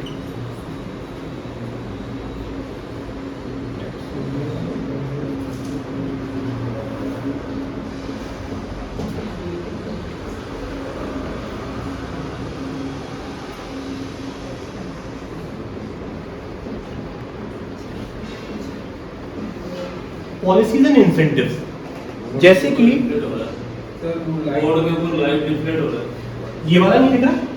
ये वाला दिख रहा है। पॉलिसी, पॉलिसी एंड इंसेंटिव, जैसे जैसे एक राजस्थान में आप बैठे हैं अभी, जैसे स्टेट ऑफ राजस्थान में, राजस्थान की गवर्नमेंट ने एक स्कीम निकाल रखी है जिसको नाम दिया है रिप्स। उस रिप्स की स्कीम में क्या बोला गया है कि अगर आप कोई भी लैंड एक्विजिशन करते हैं फैक्ट्री सेटअप करने के लिए, या कोई भी यूनिट आप लगाते हैं, या कोई भी आप जगह लेते हैं अपने बिजनेस को करने के लिए, तो आपको उसके ऊपर कन्वर्जन चार्जेस, रजिस्ट्रेशन चार्जेस और स्टैम्प ड्यूटी का खर्चा नहीं लगेगा। तो ये क्या है? एक इंसेंटिव है जो आपको स्टार्टअप में मिल रहा है। आप स्टेट ऑफ बिहार गए, स्टेट ऑफ बिहार ने अभी 27 मई को एक इंडस्ट्रियल पॉलिसी निकाली है लेदर एंड टेक्सटाइल पे। अगर आप टेक्सटाइल या लेदर से संबंधित कोई भी यूनिट वहां लगाते हैं तो आपको कोई भी टैक्स, कोई भी स्टैम्प ड्यूटी, कोई भी रजिस्ट्रेशन चार्जेस पे नहीं करते। ये एक सबसे बड़ा बेनिफिट है जो स्टार्टअप, क्यों? आज आपके पास उतना ही पैसा है जितने में आप अपना बिजनेस कर सकते हो, बट ये tax, stamp duty, other expenses देना आपके लिए कैपेबल नहीं है। उन चीज़ों से अगर आपको रिलैक्सेशन मिल जाता है तो यहाँ पर बैठे हुए 50 लोगों में से 30 से 35 लोग अपना स्टार्टअप क्या कर सकते हैं, ग्रूम कर सकते हैं, राइट। और अगर ये बेनिफिट अगर नहीं मिले तो मैं ये मानता हूँ ये जो संख्या है ये 50 से सिर्फ 15 लोगों को ही बेनिफिट मिल सकता है, राइट। क्योंकि यहाँ पर मैक्सिमम लोग ऐसे होते हैं इस इंडस्ट्री में, स्टार्टअप में जब आते हैं, जो कभी भी पसंद नहीं कर सकते कि हम अपने फैमिली से या फादर से पैसे लेके बिजनेस में लगाएं, राइट। तो हम चाहते हैं कि हम अपनी एफिशिएंसी से बाहर से फंडिंग थोड़ी बहुत ला के स्टार्ट करके और फिर फंड लाएं, ठीक है। ये पॉलिसीज एंड इंसेंटिव। और दूसरी कई सारी बेनिफिट्स हैं, जो एक्स्ट्रा बेनिफिट्स हैं, जो टाइम टू टाइम गवर्नमेंट क्या करती रहती है, रिवाइज करती रहती है, ठीक है। कि आपको कहीं ऐसी योजना है जिसके अंदर स्टार्टअप को प्रायोरिटी दी जा रही है, या ऐसी कोई योजना है जहां पर आपको 2 स्किल्ड लेबर आप अपॉइंट कर लो, उसका खर्चा कौन भुगतेगी, सरकार। ऐसी कई योजनाएं डिफरेंट स्टेट में डिफरेंट तरीके से, तो उसको हम कलेक्टिवली ऐसे नहीं ले सकते, आप किस स्टेट में कर रहे हैं उसकी अलग पॉलिसी के अकॉर्डिंग वो डिफाइन होती है। तो ये स्टार्टअप के सबसे बड़े बेनिफिट है, ठीक है। तो अब आपके पास एक चीज क्लियर हो गई, पहले आपको डिसाइड करना है मेरे को करना क्या है। करना है मतलब किस नेचर का वर्क करना है। सपोज आपको ऑटोमोबाइल में करना है, सपोज आपको गवर्नमेंट में करना है, सपोज आपको किसी दूसरी इंडस्ट्री में करना है, सपोज आपको मार्बल इंडस्ट्री में करना है, सपोज आपको ऑटोमेशन में करना है, सपोज आपको आईटी में करना है, सपोज आपको किसी और इंडस्ट्री में करना है। तो सबसे पहले आप क्या आइडेंटिफाई करोगे, नेचर ऑफ वर्क। फिर उसमें ये डिसाइड करोगे कि मैं लोगों से अलग क्या कर रहा हूं, क्योंकि स्टार्टअप क्या है। आप सब ने यूट्यूब पर शार्क टैंक तो देखा होगा, सबने देखा है कोई जिसने नहीं देखा, है कोई जिसने नहीं देखा। उसमें क्या था अल्टीमेटली, उसमें ये था कि आप क्या आइडिया पे बिजनेस करना चाहते हैं और वो आइडिया आपका क्या सोसाइटी में एक्सेप्टेबल है या नहीं, और अगर एक्सेप्टेबल है तो उसका प्रॉफिट मार्जिन क्या रहेगा, ग्रोथ एवेन्यूज क्या रहेंगे। उन ग्रोथ एवेन्यूज के बेसिस पे जिस तरीके से आज आप अपने बिजनेस में इन्वेस्टर ढूंढेंगे, वो इन्वेस्टर आपके सामने हमारे 4 बैठे हुए हैं। आप अपना आइडिया जाओ प्रेजेंट करो, समझ में आता है तो वो आपको फंडिंग दे देंगे। फंडिंग का बेनिफिट क्या है, आपको पैसा मिलना नहीं, आपके बिजनेस को पैसा मिलना जिससे आप और ग्रो कर सकते, राइट। तो वो क्या है, इन सब चीजों का पार्ट। वो डिसाइड करने के बाद आप स्टार्टअप बनो। स्टार्टअप तो ऑलरेडी हो गया, क्योंकि नए काम करने वाला स्टार्टअप है, स्टार्टअप बन गए। फिर आपको डिसाइड करना है किस एंटिटी से करना है, उसके बाद टैक्स बेनिफिट आएंगे। हाँ, आपका क्वेरी है सर, जो आपने अभी कुछ दिन पहले बोला कि गवर्नमेंट की ऐसी भी स्कीम है जिसमें मैन पावर दो और उसके भी मतलब उससे पेमेंट भी नहीं करने पड़ते, उसका नाम क्या है बता। बिहार में गवर्नमेंट की पॉलिसी आई है, नई इंडस्ट्रियल पॉलिसी है, industrial policy for leather and garment policy 2020, क्या है ना, जो अभी लॉन्च हुई है मई 2022 में 27 मई को, जिसको इम्प्लीमेंटेशन इफेक्टिव करा गया है 6 जून 2022 से, ठीक है। किसके अंतर्गत आई है ये, director of industrial DIC, director of industrial commissioner, वो इसका क्या होगा, नोडल ऑफिसर होगा जो इम्प्लीमेंट करेगा। 15 स्किल्ड लेबर आप अगर अपनी ऑर्गेनाइजेशन में रखते हैं तो उसको देने वाला खर्चा कौन भुगतेगी, सरकार। आपको उस पर 1 रुपए का भी खर्चा नहीं करना। तो क्या ये बेनिफिट है या नहीं है। बिहार, राजस्थान की गवर्नमेंट ने रिप्स निकाली है, आप उस रिप्स पॉलिसी को डॉक्यूमेंट को पढ़ो, आपको समझ में आएगा क्या है। बहुत सारी जैसे 5 आपकी 5 साल तक किसी भी स्टार्टअप को अगर ग्रोथ करते हो तब तक आपको टैक्स और पे नहीं करना पड़ता। कोई और ऐसा कोई तरीका जिससे हम लोग 6 साल या 7 साल तक या सरकार को थोड़ा सा, अगर सरकार को लगेगा कि आप लोग स्टार्टअप ज्यादा कर रहे हैं स्टार्टअप की जगह, तो सरकार हो सकता है इस 5 साल को बढ़ा के 10 साल कर दे। बट मेरे हिसाब से तो सरकार को इस 5 साल को बढ़ा के 3 साल कर देना चाहिए। सर तो वो ठीक है, क्यों, क्योंकि मैं ये चाहूंगा कि मेरा बच्चा जितना जल्दी एफिशिएंटली ग्रो करे, कंट्री के लिए भी बढ़िया और उसके खुद के लिए भी बढ़िया। वो नहीं होना, अभी ये है कि मैं सरकार को 100 पैसे करूंगा कि मैं मेहनत ज्यादा कर रहा हूं, मतलब बुक्स ऑफ रिटर्न्स फाइल करेंगे आप हर साल। देखिए यहाँ पर क्या होता है, 2 तरीके की चीजें होती हैं, आप और स्ट्रेट में बात कर रहा हूँ। मेरा पॉइंट कहीं भी किसी को भी वो करना नहीं है, but there are 2 types of thinking ideology, right. One is optimistic and one is pessimist. एक आदमी ऐसा होता है जो हर प्रॉब्लम में अपॉर्चुनिटी ढूंढता है, एक आदमी ऐसा होता है जो हर सोल्यूशन में प्रॉब्लम ढूंढता है। समझ रहे हो आप? तो यहाँ पर वही चीज है, आपको सरकार ने अग्निपथ की योजना दे दी 4 साल की। जिन लोगों को समझ में आ गई उन लोगों ने क्या करा, 4 साल में 24 लाख रुपए। ऐसा कोई व्यवसाय है जिसमें 4 साल में 24 लाख मिल सके? नहीं। उनके लिए क्या है ये? और जिनको ना तो कभी जिंदगी में फौज में जाना था, ना कभी सोचना था, ना कभी कुछ करना है, ना कभी एंटरप्रेन्योर बनना है, उन लोगों ने पढ़ा नहीं पढ़ा उनके लिए सब क्या है, काला अक्षर भैंस बराबर। उनके लिए क्या है ये? अंजाम आपके सामने है। एक चीज पे हमारे हिंदुस्तान में आजकल बहुत क्लियरली 2 तरीके की अप्रोच आ रही है, पेन अपवर्ड, पेन डाउनवर्ड। दोनों तरीके से सही है। पेन रखा तो सीधा जाता है, चलाया यूं जाता है। अब आप बताइए कौन सी सोच आपको रखनी है, depending upon you, because you are a startup. Startup means entrepreneur, entrepreneur means a self employed, self employed means a self dependent person, self dependent person means a innovative person, innovative person means a person who has a capability to achieve any goals. आपके ऊपर है। मुझे हम लोग क्या है? माध्यम। निमिष sir क्या है? माध्यम। मास्टर माध्यम। हम क्या है? मास्टर माध्यम।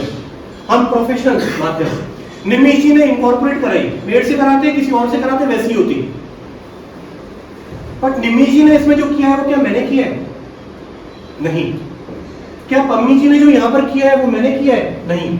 ये उनके एफर्ट्स है, उनकी ऑप्टिमिस्टिक सोच है, राइट? आप जाइएगा आज इस सेशन के बाद में थोड़ा सा हिस्ट्री में लेके जाइएगा, यहाँ की पुरानी फोटोग्राफ्स पम्मी जी को बोलिएगा शेयर करेंगे। ये उनके फादर है, निमिष जी के जो बेटे हैं, इनसे पूछिएगा, पड़ा हुआ काफी है। यहाँ की जो हिस्ट्री है वो आप देखिएगा, उससे आपको मालूम पड़ेगा कि एक एंटरप्रेन्योर की सोच जब तक ऑप्टिमिस्टिक नहीं होगी, जब तक वो अचीव नहीं कर सकता। इन सब चीजों की हेल्प करने के लिए आपके पास में एक प्रोफेशनल आपको कहीं भी इंडिया में या वर्ल्ड में मिल जाएगा। सिर्फ आपको क्या करना है? पैसे खर्च करने, लिमिटेड पैसा खर्च करना, राइट? बट जो कैलिबर आप में है वो किसी और में नहीं। अगर हम लोगों में वो कैलिबर होता तो क्या हम स्टार्टअप होते हैं? 100% होते हैं, बट हम नहीं है। हम अपनी प्रोफेशन में है कहीं ना कहीं। आप लोगों में वो कैलिबर है क्योंकि आप लोगों के जो माइंड है ना सारे एम्प्टी माइंड्स है, और empty mind is a very good place for innovation. ठीक है, तो अपनी सोच को हमेशा ऑप्टिमिस्टिक रखिए बजाय पेसिमिस्टिक। इससे नुकसान किसी को नहीं, आपको। और इनका बेनिफिट मैं कहता हूं जितने कम बेनिफिट होंगे वो भी अच्छा है, जितने ज्यादा बेनिफिट होंगे वो और अच्छा है। बट अगर नहीं हो तो मुझे तो स्टार्टअप बनना ही बनना है। जब योजनाएं नहीं थी, क्या स्टार्टअप के बारे में जब एजुकेशन नहीं थी, क्या स्टार्टअप बन पाते थे? नहीं। बट आज मैं आपको एक एग्जांपल बताता हूँ। इन्होंने 5 साल कहा ना, मैं कहता हूँ कि ये कभी जिंदगी में आदमी अवेल ही नहीं कर पाता ये वाली बेनिफिट को। ये बेनिफिट कोई भी स्टार्टअप 7 साल तक बेनिफिट यूज ही नहीं कर पाता। बताओ क्यों? टैक्स कब लगता है? वाइट ब्लैकिंग जब इनकम होती है। जब हम स्टार्टअप करते हैं तो इनिशियल 3 से 4 साल तो हमारे उस चीज को एस्टेब्लिश करने में और अचीव करने में चले जाते हैं। तो उस टाइम पे हम देखा जाए तो प्रॉफिट थोड़ी ना कमाते हैं, हम तो बीईपी के लिए फाइट करते हैं। बीईपी क्या होता है? Break even point. मतलब जहां मैंने जितना पैसा लगाया उतने पैसे का मेरे पास रिटर्न आ रहा हो, ना तो उससे नीचे ना ऊपर, उसको कहते हैं बीईपी। कम है तो डेफिशिएंट है, ज्यादा है तो सरप्लस है। हम 4 से 5 साल तो किस चीज के फाइट करते हैं? बीईपी। जब हमारा प्रॉफिट ही नहीं है तो क्या टैक्स बेनिफिट में ले सकता हूँ? वैसे ही जीरो, लॉस पे तो कोई टैक्स है ही नहीं इंडिया में, तो गवर्नमेंट भी टैक्स ही मांगेगी। मैं वही तो समझा रहा हूँ आपको। टैक्स किस पे लगता है? आय पे। क्या लॉस पे लगता है? नहीं, लॉस पे तो बल्कि आपको बेनिफिट मिलता है कैरी फॉरवर्ड का। प्रॉफिट पे लगता है ना। जब 4 साल तक अगर मैं स्ट्रगल कर रहा हूँ और मैं अपने एस्टेब्लिशमेंट को जमाने की जी तोड़ मेहनत कर रहा हूँ और मैं प्रॉफिट नहीं कमा पा रहा, मैं अगर बीपी टच करने की पूरी कोशिश कर रहा हूँ, क्या मेरे पास ये वाला बेनिफिट मिल सकता है मेरे को? नहीं। तो 3 से 4 साल तो मेरे वैसे ही चले गए। 4थे-5वें साल में जाके मैं बीपी टच करूंगा, जब भी नहीं ले पाऊंगा। मगर 5 साल बाद जिस दिन मैंने प्रॉफिट अर्न कर लिया ना अपनी ऑर्गेनाइजेशन में, उस दिन मेरे को इन बेनिफिट्स की जरूरत ही नहीं है। क्यों? उस दिन आप क्या हो गए? आप स्टार्टअप नहीं हो, आप क्या हो उस दिन? एक वो मैच्योर्ड एंटिटी हो इंडिया की जो अब इकोनॉमिक ग्रोथ में कंट्रीब्यूट करेगा। Getting my point? आप समझ रहे हो मेरी बात को? बहुत क्लियर है। स्टार्टअप क्या है? It is a intangible thing. Intangible thing क्या हो सकती है? जिसको मैं छू नहीं सकता, पकड़ नहीं सकता और देख नहीं सकता, ठीक है? और टेंजिबल चीज क्या हो सकती है? जिसको मैं छू सकता हूं, देख सकता हूं और महसूस कर सकता हूं। Startup is nothing but a motivation. Startup is nothing but a motivation. देखो, ड्राइवर अपनी जगह है, आप एंटिटी कार अपनी जगह है, बट विजन और मिशन क्या कभी किसी ने देखे? सिर्फ सोचे हैं। इसीलिए वो क्या है? इनटेंजिबल, हाइपोथेटिकल है। हाइपोथेटिकल इसलिए आप चाहो जो भी बेंचमार्क बनाना है वो आप बना सकते हैं, राइट? तो ये एक हमारे स्टार्टअप के बेनिफिट्स थे जो सरकार हमको एज ऑन डेट दे रही है। हो सकता है भविष्य में बढ़ भी जाए और उसका भविष्य में ये घट भी जाए। बढ़ेंगे तो आपको बेनिफिट मिलेगा, घटेंगे तो भी डिमोटिवेट मत होइएगा, अपना काम करिए। सर ये सब मिला कहाँ पे इन्फॉर्मेशन कि हमारी जो सरकार है वो ये कौन से बेनिफिट दे, ये सब काम मिला? एक्स्ट्रा कुछ भी और जो ये बेनिफिट्स आपको सारी वेबसाइट पे मिलेंगे। एक डिपार्टमेंट ऑफ इंडस्ट्रियल प्रमोशन, आप एक वर्ड याद कर लो, इंडस्ट्रियल प्रमोशन। इंडस्ट्रियल प्रमोशन क्या है? इंडस्ट्रीज का प्रमोशन होना। सरकार की एक सेंट्रल गवर्नमेंट की एक मिनिस्ट्री बनी हुई है, जिस तरीके से मिनिस्ट्री ऑफ आयुष है उस तरीके से एक मिनिस्ट्री ऑफ इंडस्ट्रियल प्रमोशन है, जिसके मिनिस्टर किसी टाइम पे पीयूष गोयल चार्टर्ड अकाउंटेंट हुआ करते थे, राइट? कुछ उसके बाद कौन बने? सुरेश प्रभु जी। आज की डेट में मिनिस्ट्री को सुरेश प्रभु जी लीड कर रहे हैं। तो उनके सानिध्य में ये इंडस्ट्रीज क्या कर रही है? काम कर रही है। इंडस्ट्रियल पॉलिसी के नाम से या इंडस्ट्रियल प्रमोशन के नाम से आप वेबसाइट पे डालेंगे तो आपको स्टेट की भी मिलेगी, स्टेट मतलब राज्य सरकार की, और सेंट्रल की भी मिलेगी मतलब केंद्र सरकार, ठीक है? Yes question. Sir startup India में एग्जैक्टली कौन कौन से बेनिफिट्स मिलते हैं? ये जो मैंने आपके सामने लिखे ना, ये सारे? हाँ, देखो दो चीजें होती हैं सर, मिलते हैं और हम अवेल करते हैं, दोनों में भी फर्क है। इस हॉस्टल में वाईफाई भी है, इलेक्ट्रिसिटी भी है, ठंडा पानी भी है, स्विमिंग पूल भी है, जकूजी भी है। आप इनका किस किस का इस्तेमाल कर रही है आपके ऊपर, मिलती सब है। जो एक इनको मिल रही है वही एक इनको मिल रही है, वही आपको मिल रही है। आप कौन कौन सी चीजें अवेल कर रहे हो, that is depending upon you. Same जिस तरीके से आप एक रिसोर्ट में गए, वन नाइट स्पेंड करने, बाकी जो एमिनिटीज है और फैसिलिटीज है, ठीक है? फैसिलिटीज और एमिनिटीज में फर्क पता है? फैसिलिटीज वो जो आपके रूम में अवेलेबल है और एमिनिटीज वो जो आपके रूम के बाहर की अवेलेबल है। तो जो रूम के बाहर की है वो आपके ऊपर है, आप उसको कैसे अवेल करें, वो सबके लिए कॉमन है। फैसिलिटीज हो सकता है सबके लिए अलग अलग हो। आपने 2000 का रूम लिया 2000 के हिसाब से है, 5000 का रूम लिया 5000 के हिसाब से, बट यहाँ पर सारी क्या है? एमिनिटीज सबके लिए कॉमन है, आप जैसे चाहे वैसे उसका यूज कर सकते। Any other query? तो हाँ, स्टार्टअप में कोई कंसल्टेंट लगता है हायर कर सकता है कि ज़्यादा बेनिफिट्स उठाए इस तरह के? बिल्कुल। आज किसी भी इंडस्ट्री को सेटअप करने के लिए या किसी भी चीज़ों को सेटअप करने के लिए आपको किसी ना किसी कंसल्टेंट की जरूरत पड़ती है, ठीक है? बट ये सब चीज़ें टाइम टू टाइम अवेल करिए। जिस लेवल का आपका बिजनेस है उसी तरीके से आप मूव ऑन करिए कि आज आप सारी चीज़ों को रजिस्ट्रेशन मत करिए। जो आपको रिक्वायरमेंट है आपकी, वो आपको कौन बता सकता है? आपका एक कंसल्टेंट। आप कंसल्टेंट से डिस्कस करेंगे, आप बताएंगे उसको ये चीज़ें मैं करना चाहता हूँ, तो वो आपका कंसल्टेंट क्या करेगा? उन सब चीज़ों को पॉइंट नोट करेगा और उसके अकॉर्डिंग आपको बताएगा कि आज की डेट में आपको ये बनाना चाहिए, सोल प्रोप्राइटरशिप या प्राइवेट लिमिटेड या ओपीसी। सपोज आपका विजन ये है कि आप ये इसलिए बनाना चाहते हो अपनी स्टार्टअप फंड लाने, foreign fund. Foreign fund proprietorship पे तो आएगा नहीं, पार्टनरशिप पे आएगा नहीं, आपको प्राइवेट लिमिटेड बनानी पड़ेगी। प्राइवेट लिमिटेड बना के आपको पता है कि एक जना मेरा फ्रेंड जो यूएस में है वो रेडी है मेरी कंपनी में इन्वेस्ट करने के लिए, वो इन्वेस्ट करेगा प्रेफरेंस शेयर के माध्यम से। तो आप आज की डेट में क्या बनाओगे फिर? प्रोप्राइटरशिप नहीं, प्राइवेट लिमिटेड। तो ये सब चीजें आपको कौन गाइड करेगा? कंसल्टेंट। अब दूसरी चीज, जैसे ही फॉरेन का पैसा इंडिया में आता है तो हिंदुस्तान में कई सारे लॉ जो ट्रिगर होते रहते हैं, ट्रिगर मतलब एक्टिवेट होते रहते हैं time to time depending upon the transaction and the activity. आपके फ्रेंड ने फॉरेन से पैसा भेजा आपकी कंपनी में इंडिया में, तो फॉरेन फंड जिसकी वो बात कर रहे थे पीछे कि फॉरेन से बहुत सारा फंड आता है ब्लैक से वाइट होने के लिए, ऐसा नहीं, इन्वेस्टमेंट होने के लिए जो फंड आ रहा है इक्विटी के अंदर डायरेक्ट इन्वेस्टमेंट वो आपके पास आया। तो जब भी फंड का आना या जाना हिंदुस्तान में होता है तो उसके लिए एक बहुत यूनिवर्सल एंटिटी है जिसका नाम सबने सुना है, RBI, reserve bank of India. वो क्यों बनाती है? एक्टिवेट कि पैसा आया, लाओ हमारे पास आ जाओ, रिपोर्टिंग करवाओ पहले किस चीज के लिए पैसा लाए, कहां से लाए और कितना लाए। ऐसा में वो आप पे कोई फीस नहीं लगा रही, वो आप पे कोई पेनल्टी नहीं लगा रही, सिर्फ ये कह रही है कि आप उनको सूचना दे दो। क्यों? कल को ये पैसा आपने तो लिया इंडस्ट्री के लिए और इस्तेमाल हो रहा हो किसी टेररिस्ट ग्रुप के लिए या इलीगल एक्टिविटी के लिए, वो सब चीजें नहीं होना चाहिए। उनको पता होना चाहिए कि ये पैसा यहाँ आया तो ये यहाँ पड़ा, ठीक है।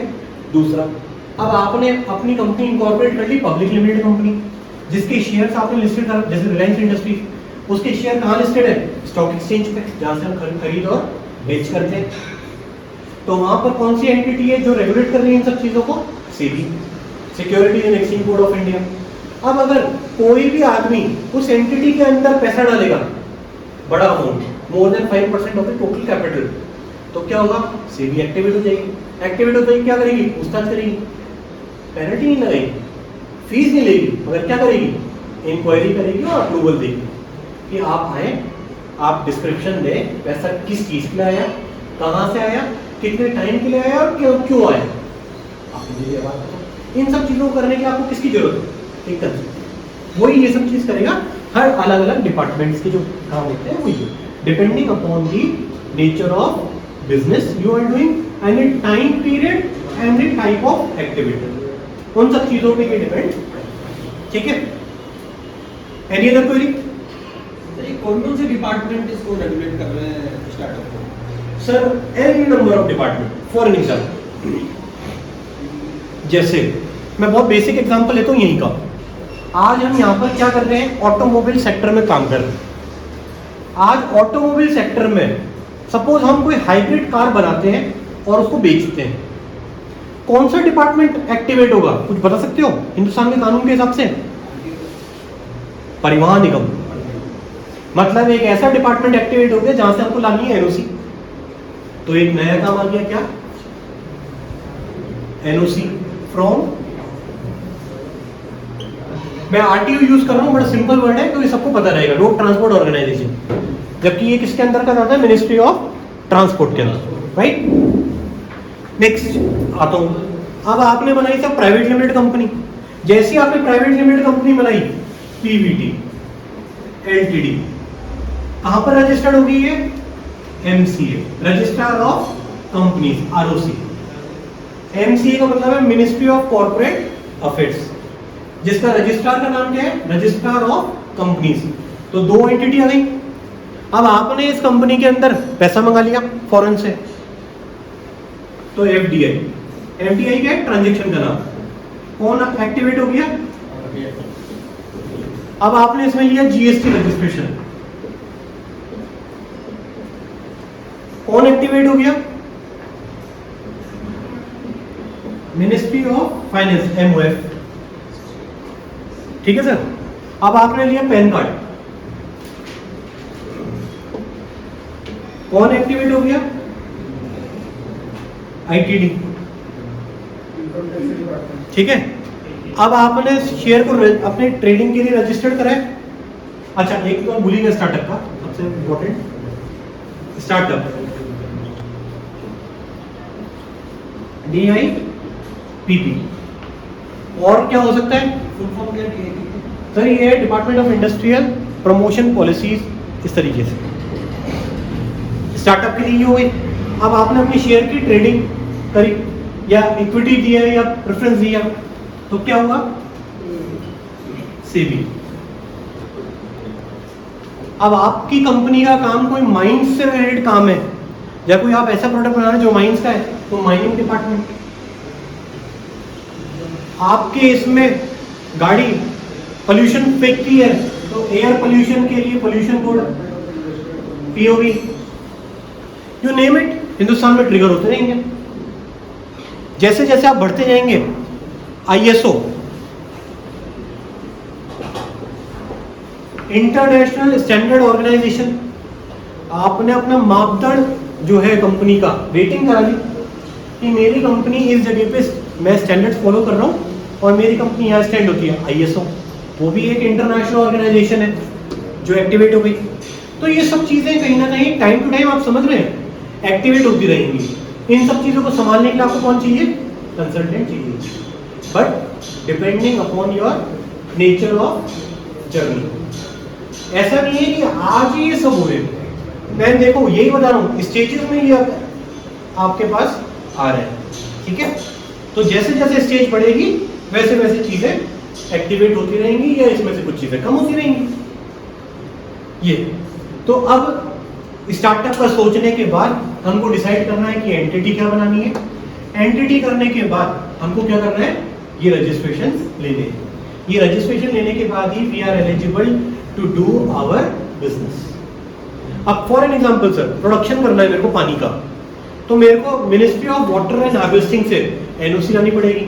Again one more thing activated, पानी की बोतल का काम करना है मेरे को। एक प्रोडक्ट है बड़ा, आपने नाम सुना होगा, नॉन एल्कोहलिक बियर कूल्सबर्ग, मार्केट में चल रही है, तो कहीं ना कहीं एक्साइज डिपार्टमेंट से उसकी एनओसी चाहिए। तो ये सारी चीजें हैं जो आपको कहीं ना कहीं लेनी, ठीक है। एनी अदर कोई? आईएसओ में रजिस्टर कैसे करा सकते हैं? वेरी सिंपल, आपकी कंपनी का इंस्पेक्शन होगा, आपकी कंपनी के कुछ मापदंड होते हैं कि आपके रिकॉर्ड्स किस तरीके से मेंटेन करते हैं, आपके पास फायर का क्या है, आप इस कंपनी में आपकी डॉक्यूमेंटेशन पार्ट कैसे होता है, आप जो ट्रेनिंग दे रहे हैं वो ट्रेनिंग कैसे हो रही है। जैसे ये जो कंपनी है बाबा ऑटोमोबाइल प्राइवेट लिमिटेड, ये आईएसओ रजिस्टर्ड है, राइट। आईएसओ रजिस्टर्ड का मतलब क्या है? एक थर्ड पार्टी ऑर्गेनाइजेशन ने यहाँ पर आए, इंस्पेक्शन किया, इनकी सारी पॉलिसीज देखी, जब उन पॉलिसीज से संतुष्ट हुए उसके बाद इन्होंने एक सर्टिफिकेशन अपना इशू किया, किसको? बाबा ऑटोमोबाइल प्राइवेट लिमिटेड को, कि ये ऑर्गेनाइजेशन उनके स्टैंडर्ड्स पे परफेक्टली वर्क कर रही है और ये कहीं ना कहीं आप इस पर रिलाय कर सकते हैं, ठीक है। तो ये थर्ड पार्टी ऑर्गेनाइजेशन। तो ये मतलब कि ऐसा होता है क्या कि हमेशा ऑडिटिंग का होता ही रहता है? यस, हमेशा होता है ऑडिट, हर 3 साल में होता है। हर 3 साल में? बिल्कुल। दूसरा फिर इसको ऑटोमोबाइल सेक्टर से क्यों हटा दिया गया, फिर आईआईटी क्यों ले आया गया? अलग अलग चीजें हैं, अलग अलग चीजें। जिस तरीके से एग्रीकल्चर प्रोडक्ट के लिए अपीडा ऑर्गेनाइजेशन है, अपीडा एक्सपोर्ट एग्रीकल्चर प्रोडक्ट के लिए एक्सपोर्ट प्रमोशन काउंसिल अपीडा, उसी तरीके से ऑटोमोबाइल के लिए अलग मिनिस्ट्री ऑफ ट्रांसपोर्ट ने बनाई। इससे पहले तो आईएसओ ही था, आईएसओ 9001, लेकिन एकदम से आगे टाइम पॉलिसीज, आप ये नहीं कह सकते कि पहले वाला ये था वही रहे आगे। आप समझ रहे हो? जिस तरीके से आज मेरे को ये रिक्वायरमेंट के अकॉर्डिंग सर्दियों में ब्लैक शर्ट पहननी है, तो गर्मियों में थोड़ी ना ब्लैक पहनूंगा, व्हाइट पहनूंगा, depending upon the time and the policies, किस तरीके से आप चेंज हो रहे हो। आप इस पर रिलक्टेंट नहीं हो सकते कि ये तो ऐसा था, ऐसा ही होना चाहिए। जिस तरीके से BS3 गाड़ियाँ BS6 क्यों चला रहे हैं, क्यों आप EV में कन्वर्ट कर रहे हैं? मेरे को तो उसकी बेनिफिट पता है ना, लेकिन आईएसओ और आईआईटी की बेनिफिट पता नहीं चली। नहीं, ये बेनिफिट आज आपको समझने की आवश्यकता है भी। ये एक बेनिफिट है किनके लिए? Organisation to organisation. ये जो बेनिफिट्स वर्क कर रहे हैं B2C वर्क कर रहे हैं, B2B वर्क कर रहे हैं। B2B मतलब business to business, B2C work नहीं कर रही है, ठीक है। इस any other query? Last topic, loan, fund, पैसा कहां से है? सरकार की बहुत सारी चल और अचल योजनाएं। ये चल और अचल योजना मैंने क्यों वर्ड यूज करा? आती जाती हैं कुछ और जाती जाती हैं, कुछ पॉलिसीज ऐसी होती हैं जो रह जाती हैं, ठीक है। तो इस तरीके से जब भी आप DIPP में रजिस्ट्रेशन कराते हैं तो DIPP आपको एक बेनिफिट प्रोवाइड करता है, जो एक्स्ट्रा मैंने लिखा था उसके अंदर, कि आप अपनी प्रोजेक्ट रिपोर्ट सबमिट करो, इंक्यूबेशन सेंटर के अंदर वो प्रोजेक्ट जाता है। कुछ एंजल इन्वेस्टर्स हैं इंडिया के जो रिकॉग्नाइज है कहाँ से? DIPP से। वो उस आपके प्रोजेक्ट को पढ़ते हैं, देखते हैं और आपको फंड दे देते। ये तो वही फंडिंग। DIPP की भी कुछ ऐसी सब्सिडी, एक नाम सुना होगा आपने, small industrial development bank of India, जो क्या है, सरकार की एक बैंक है जो छोटे स्केल के लघु उद्योग जो है उनको प्रमोट करने के लिए बैंक बना रखी है। तो DIPP में रजिस्ट्रेशन कराने के बाद सिडबी की कई सारे बैंक लोन की फैसिलिटीज है जो आप लोग क्या कर सकते हैं, अवेल कर सकते हैं। उसके कुछ पैरामीटर्स होते हैं वो आपको फुलफिल करने पड़ेंगे, जैसे कि डॉक्यूमेंटेशन पार्ट, प्रोजेक्ट आपकी कि प्रोजेक्ट में आपका क्या बेनिफिट है, परचेज क्या है, सेल क्या है, ग्रॉस प्रॉफिट क्या है, नेट प्रॉफिट क्या है, इनकम क्या है, और 5 साल के प्रोजेक्शंस, उनके बेसिस पर आपको लोन मिल जाता है। अनसिक्योर्ड, अनसिक्योर्ड मतलब बिना किसी कोलैटरल के, कोलैटरल मतलब बिना किसी गिरवी चीज रखे हुए, ठीक है। तो उसका बेनिफिट आप ले सकते हैं और बहुत न्यूनतम ब्याज पे, मिनिमम रेट ऑफ इंटरेस्ट। तो बहुत सारी ऐसी योजनाएं हैं जो टाइम टू टाइम आती हैं और चली जाती हैं। तो ये नहीं कह सकते कि वो योजना क्या आज लागू है, अगर होगी तो आप उसमें बेनिफिट ले सकते हैं। अगर वो योजना कंप्लीट हो गई होगी तो नई योजना और आ जाएगी, आप उसके अंदर अपना बेनिफिट ले सकते हैं। सर कोई फिक्स्ड योजना बता सकते हैं? फिक्स योजना मैंने आपको सिडबी की बताई, सिडबी की फिक्स योजना। सिडबी में आप कभी भी जाएं, स्टार्टअप रजिस्टर्ड है, विदिन 5 ईयर्स आप लोन ले सकते हैं depending upon your project profile. वो सेटिस्फाइड होने चाहिए आपके प्रोजेक्ट से। तो इनमें रजिस्टर कराने का टोटल कॉस्ट कितना पड़ता होगा? टोटल कॉस्ट डिपेंडिंग अपॉन है कि आपको कौन कौन से रजिस्ट्रेशन चाहिए। आज की डेट में जो बेसिक रजिस्ट्रेशन है वो है, सबसे पहला है DIPP का स्टार्टअप, MSME का उद्यम, GST,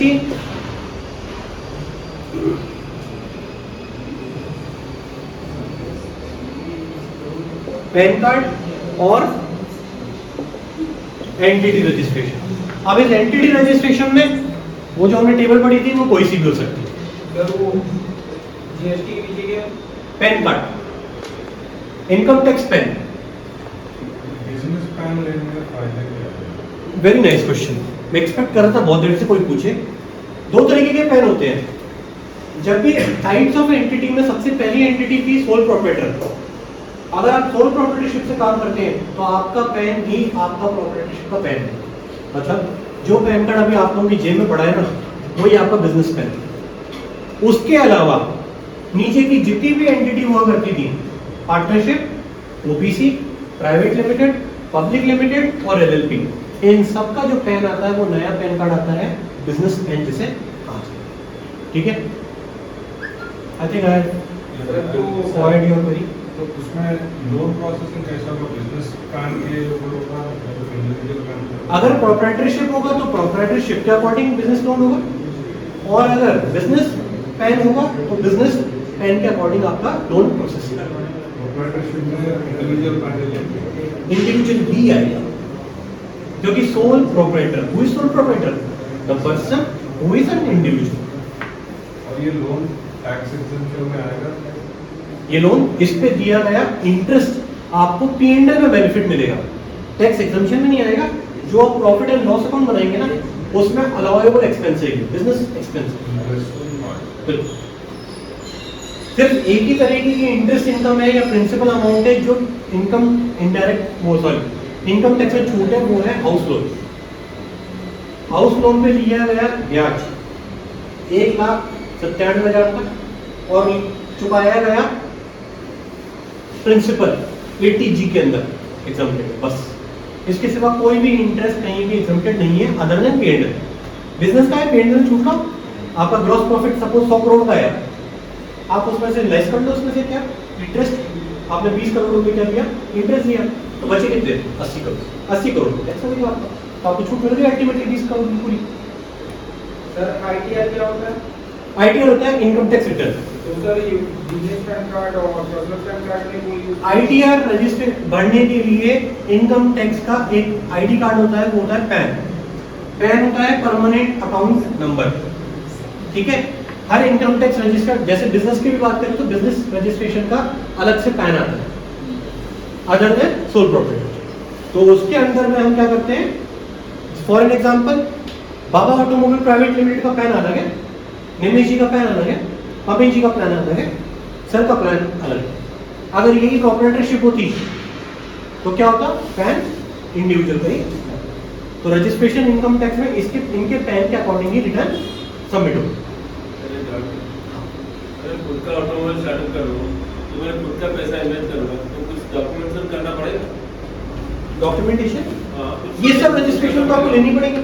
देना पड़ेगा। ये तो आप खुद का करो, चाहे पार्टनरशिप में करो, चाहे प्राइवेट लिमिटेड में करो, ये तो करना ही है। ये तो करना ही करना है। क्यों करना है? स्टार्टअप के बेनिफिट लेने के लिए। ये क्यों करना है? आज की डेट में एमएसएमई जो एमएसएमई में फॉल नहीं करे ना, बड़ी बड़ी कंपनियां वो भी करना चाहती हैं। क्यों? सरकार ने एमएसएमई को इतने ज्यादा बेनिफिट दे दिए हैं कि अगर मैं एमएसएमई हूँ और मैंने इनको माल सप्लाई किया तो ये मेरा पैसा नहीं रोक सकते। अगर ये पैसा रोकते हैं तो सरकार ब्याज के साथ में 3 गुना मेरे को पैसा दिलाएगी इनसे, और ये नहीं देंगे तो इनकी प्रॉपर्टी को अटैच कर देगी। इतने सख्त नियम बना दिए जिसका नाम दिया है सरकार ने एमएसएमई समाधान।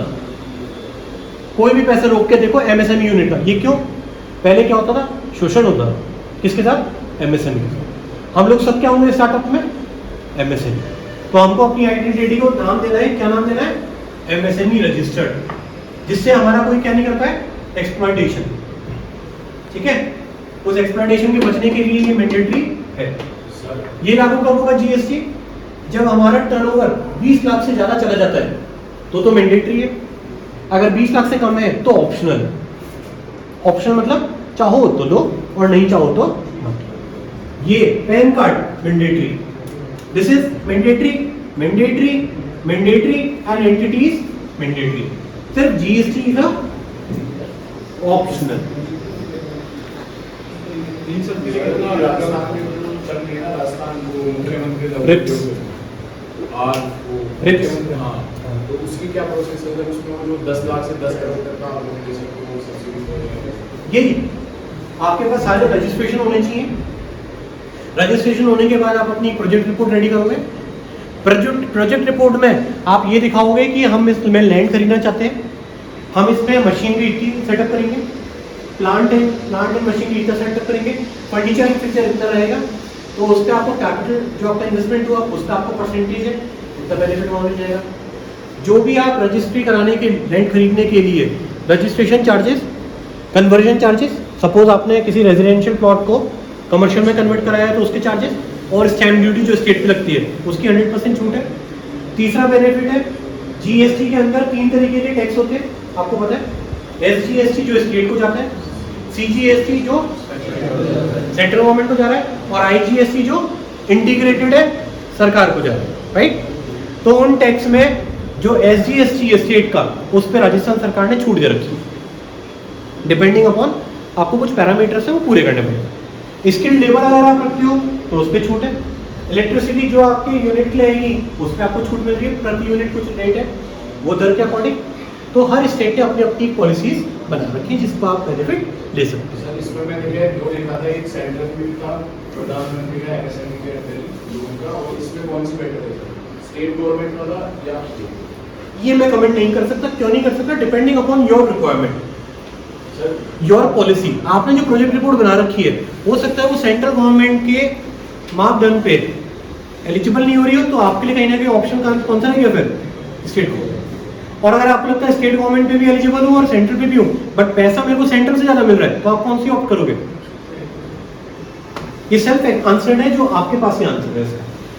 इसमें सर मैंने जो देखा था वही था कि उसमें जैसे स्टेट गवर्नमेंट को ज़्यादा सब्सिडी मिल रही है कंपेयर टू सेंट्रल गवर्नमेंट। बिल्कुल, आज की डेट में ज्यादातर पॉलिसी में स्टेट गवर्नमेंट ज्यादा बेनिफिट दे रही है, तो आपको स्टेट का लेना चाहिए।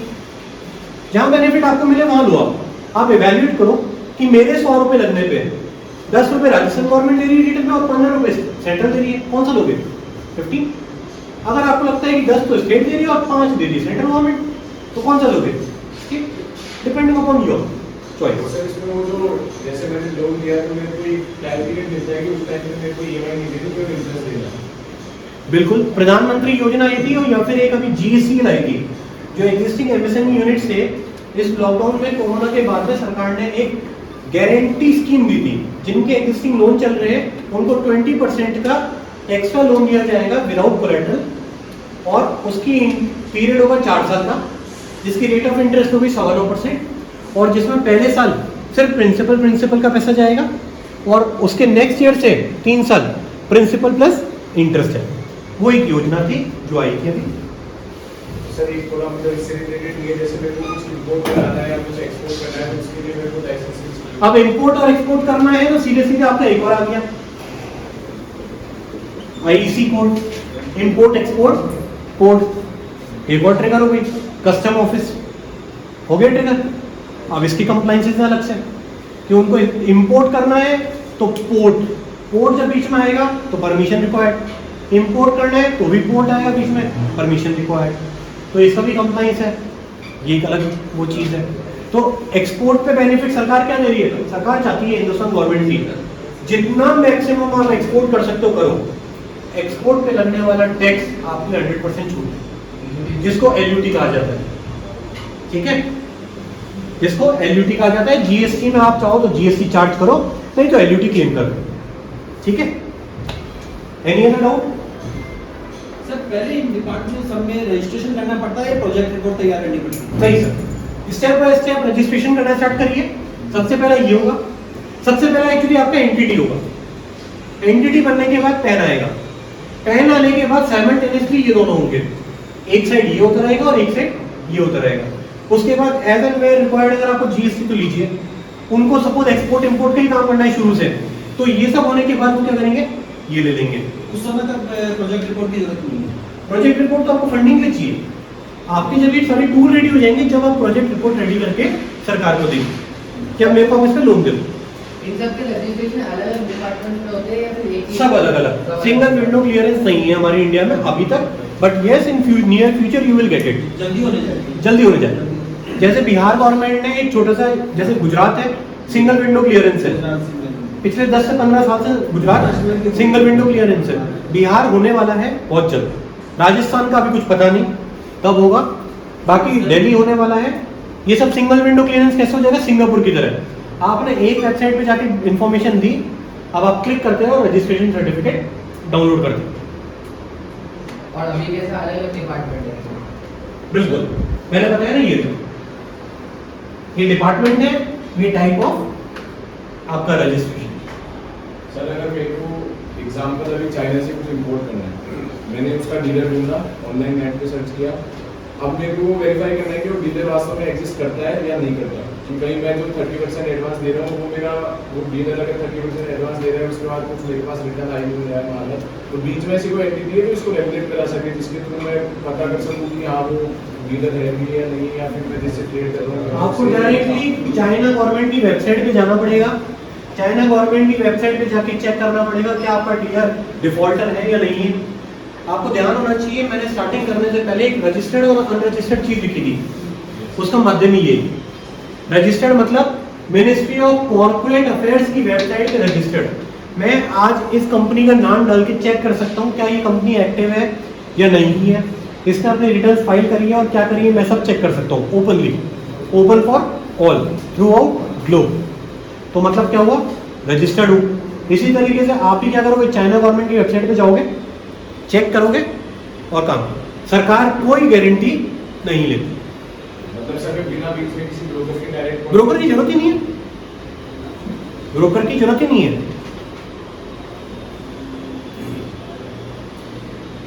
Any other query?